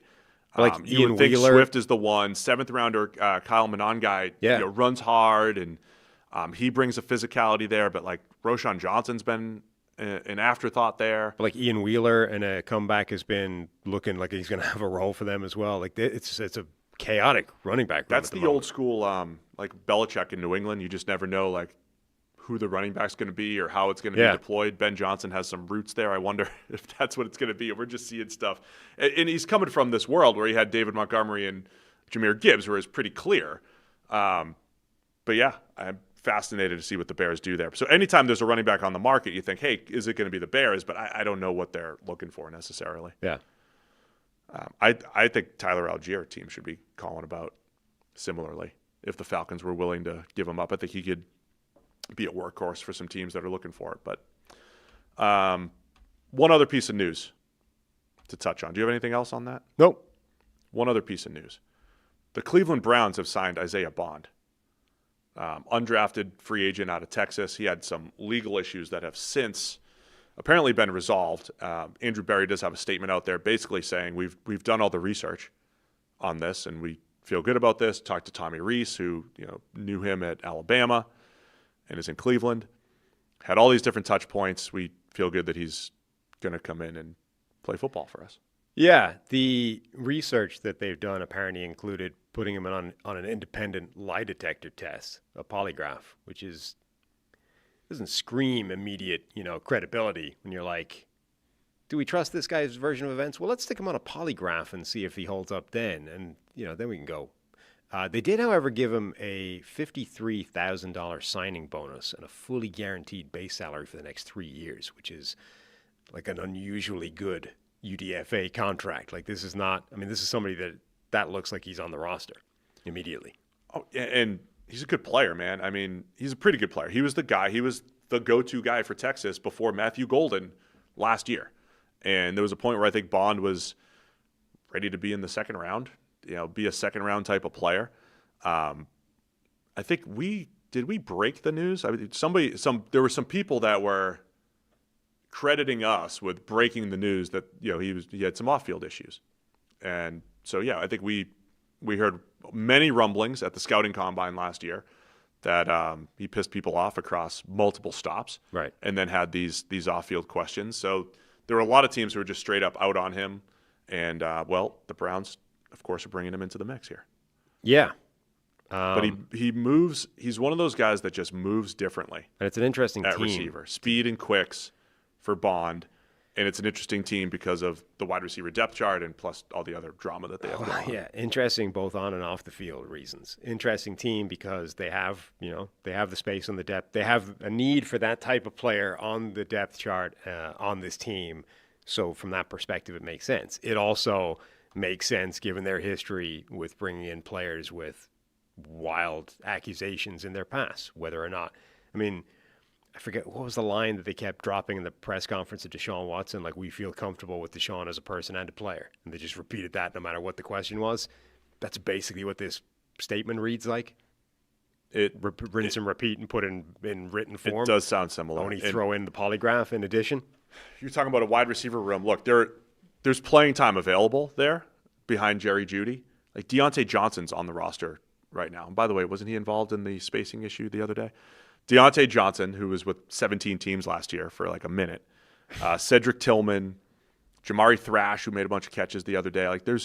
But Isaiah Bond is a talented player and has an opportunity to play there, especially if they are guaranteeing him essentially a roster spot there. So, but the Browns just throw him into the mix here, and Barry has that statement that is out there on social media if you're interested in reading it. Anything else from week 2 of the preseason? All right, man, good show. Having a lot of fun here. Again, hit the subscribe button on the way out. Hit the thumbs up on the way out. We're going to have some fun on this Thursday show. It's our last week with only 2 shows per week, a college football preview show. And before you're like, hey, I don't care about college, you're going to love this. This is going to be fun. Josh Pate from the Josh Pate Football Show. Now partnering with everyone. He partners with FanDuel, just like us. Partners with On3 now. He just has partners left and right. Owns his show. Good for him. Independent show. But partners with everybody because he's got the best college football show in the land. So we're going to have him on Wednesday. And we're kind of positioning this as teaching Sam everything he needs to know about college football, generally and for this season in particular. Yep. So we're going to have some fun with that this week. We're also traveling to Circa, and we're going to head out there. Just be ready for some bonus content. Never know what's going to happen coming at you from Circa. And then next week, 3 shows per week. We'll be back on our normal Monday at 9 a.m. and then Wednesday at 9, Thursday at 9. The Wednesday show is our draft preview. We're bringing Renner in studio, hopefully, in studio to preview the 2026 NFL draft with him next Wednesday. Yeah, we got to clear him a space. You got to build a chair over there. We got to build a chair. We got to set up another mic, and we'll just have our first actual guest. Fitting that it'll be Michael, the great late Michael Renner, former part of the show, former host of the show. Yeah, they kicked me out for a year. Co-host. He did the. You guys did the show without me 1 year. Yeah, and then we did a 3-man show 1 year as well.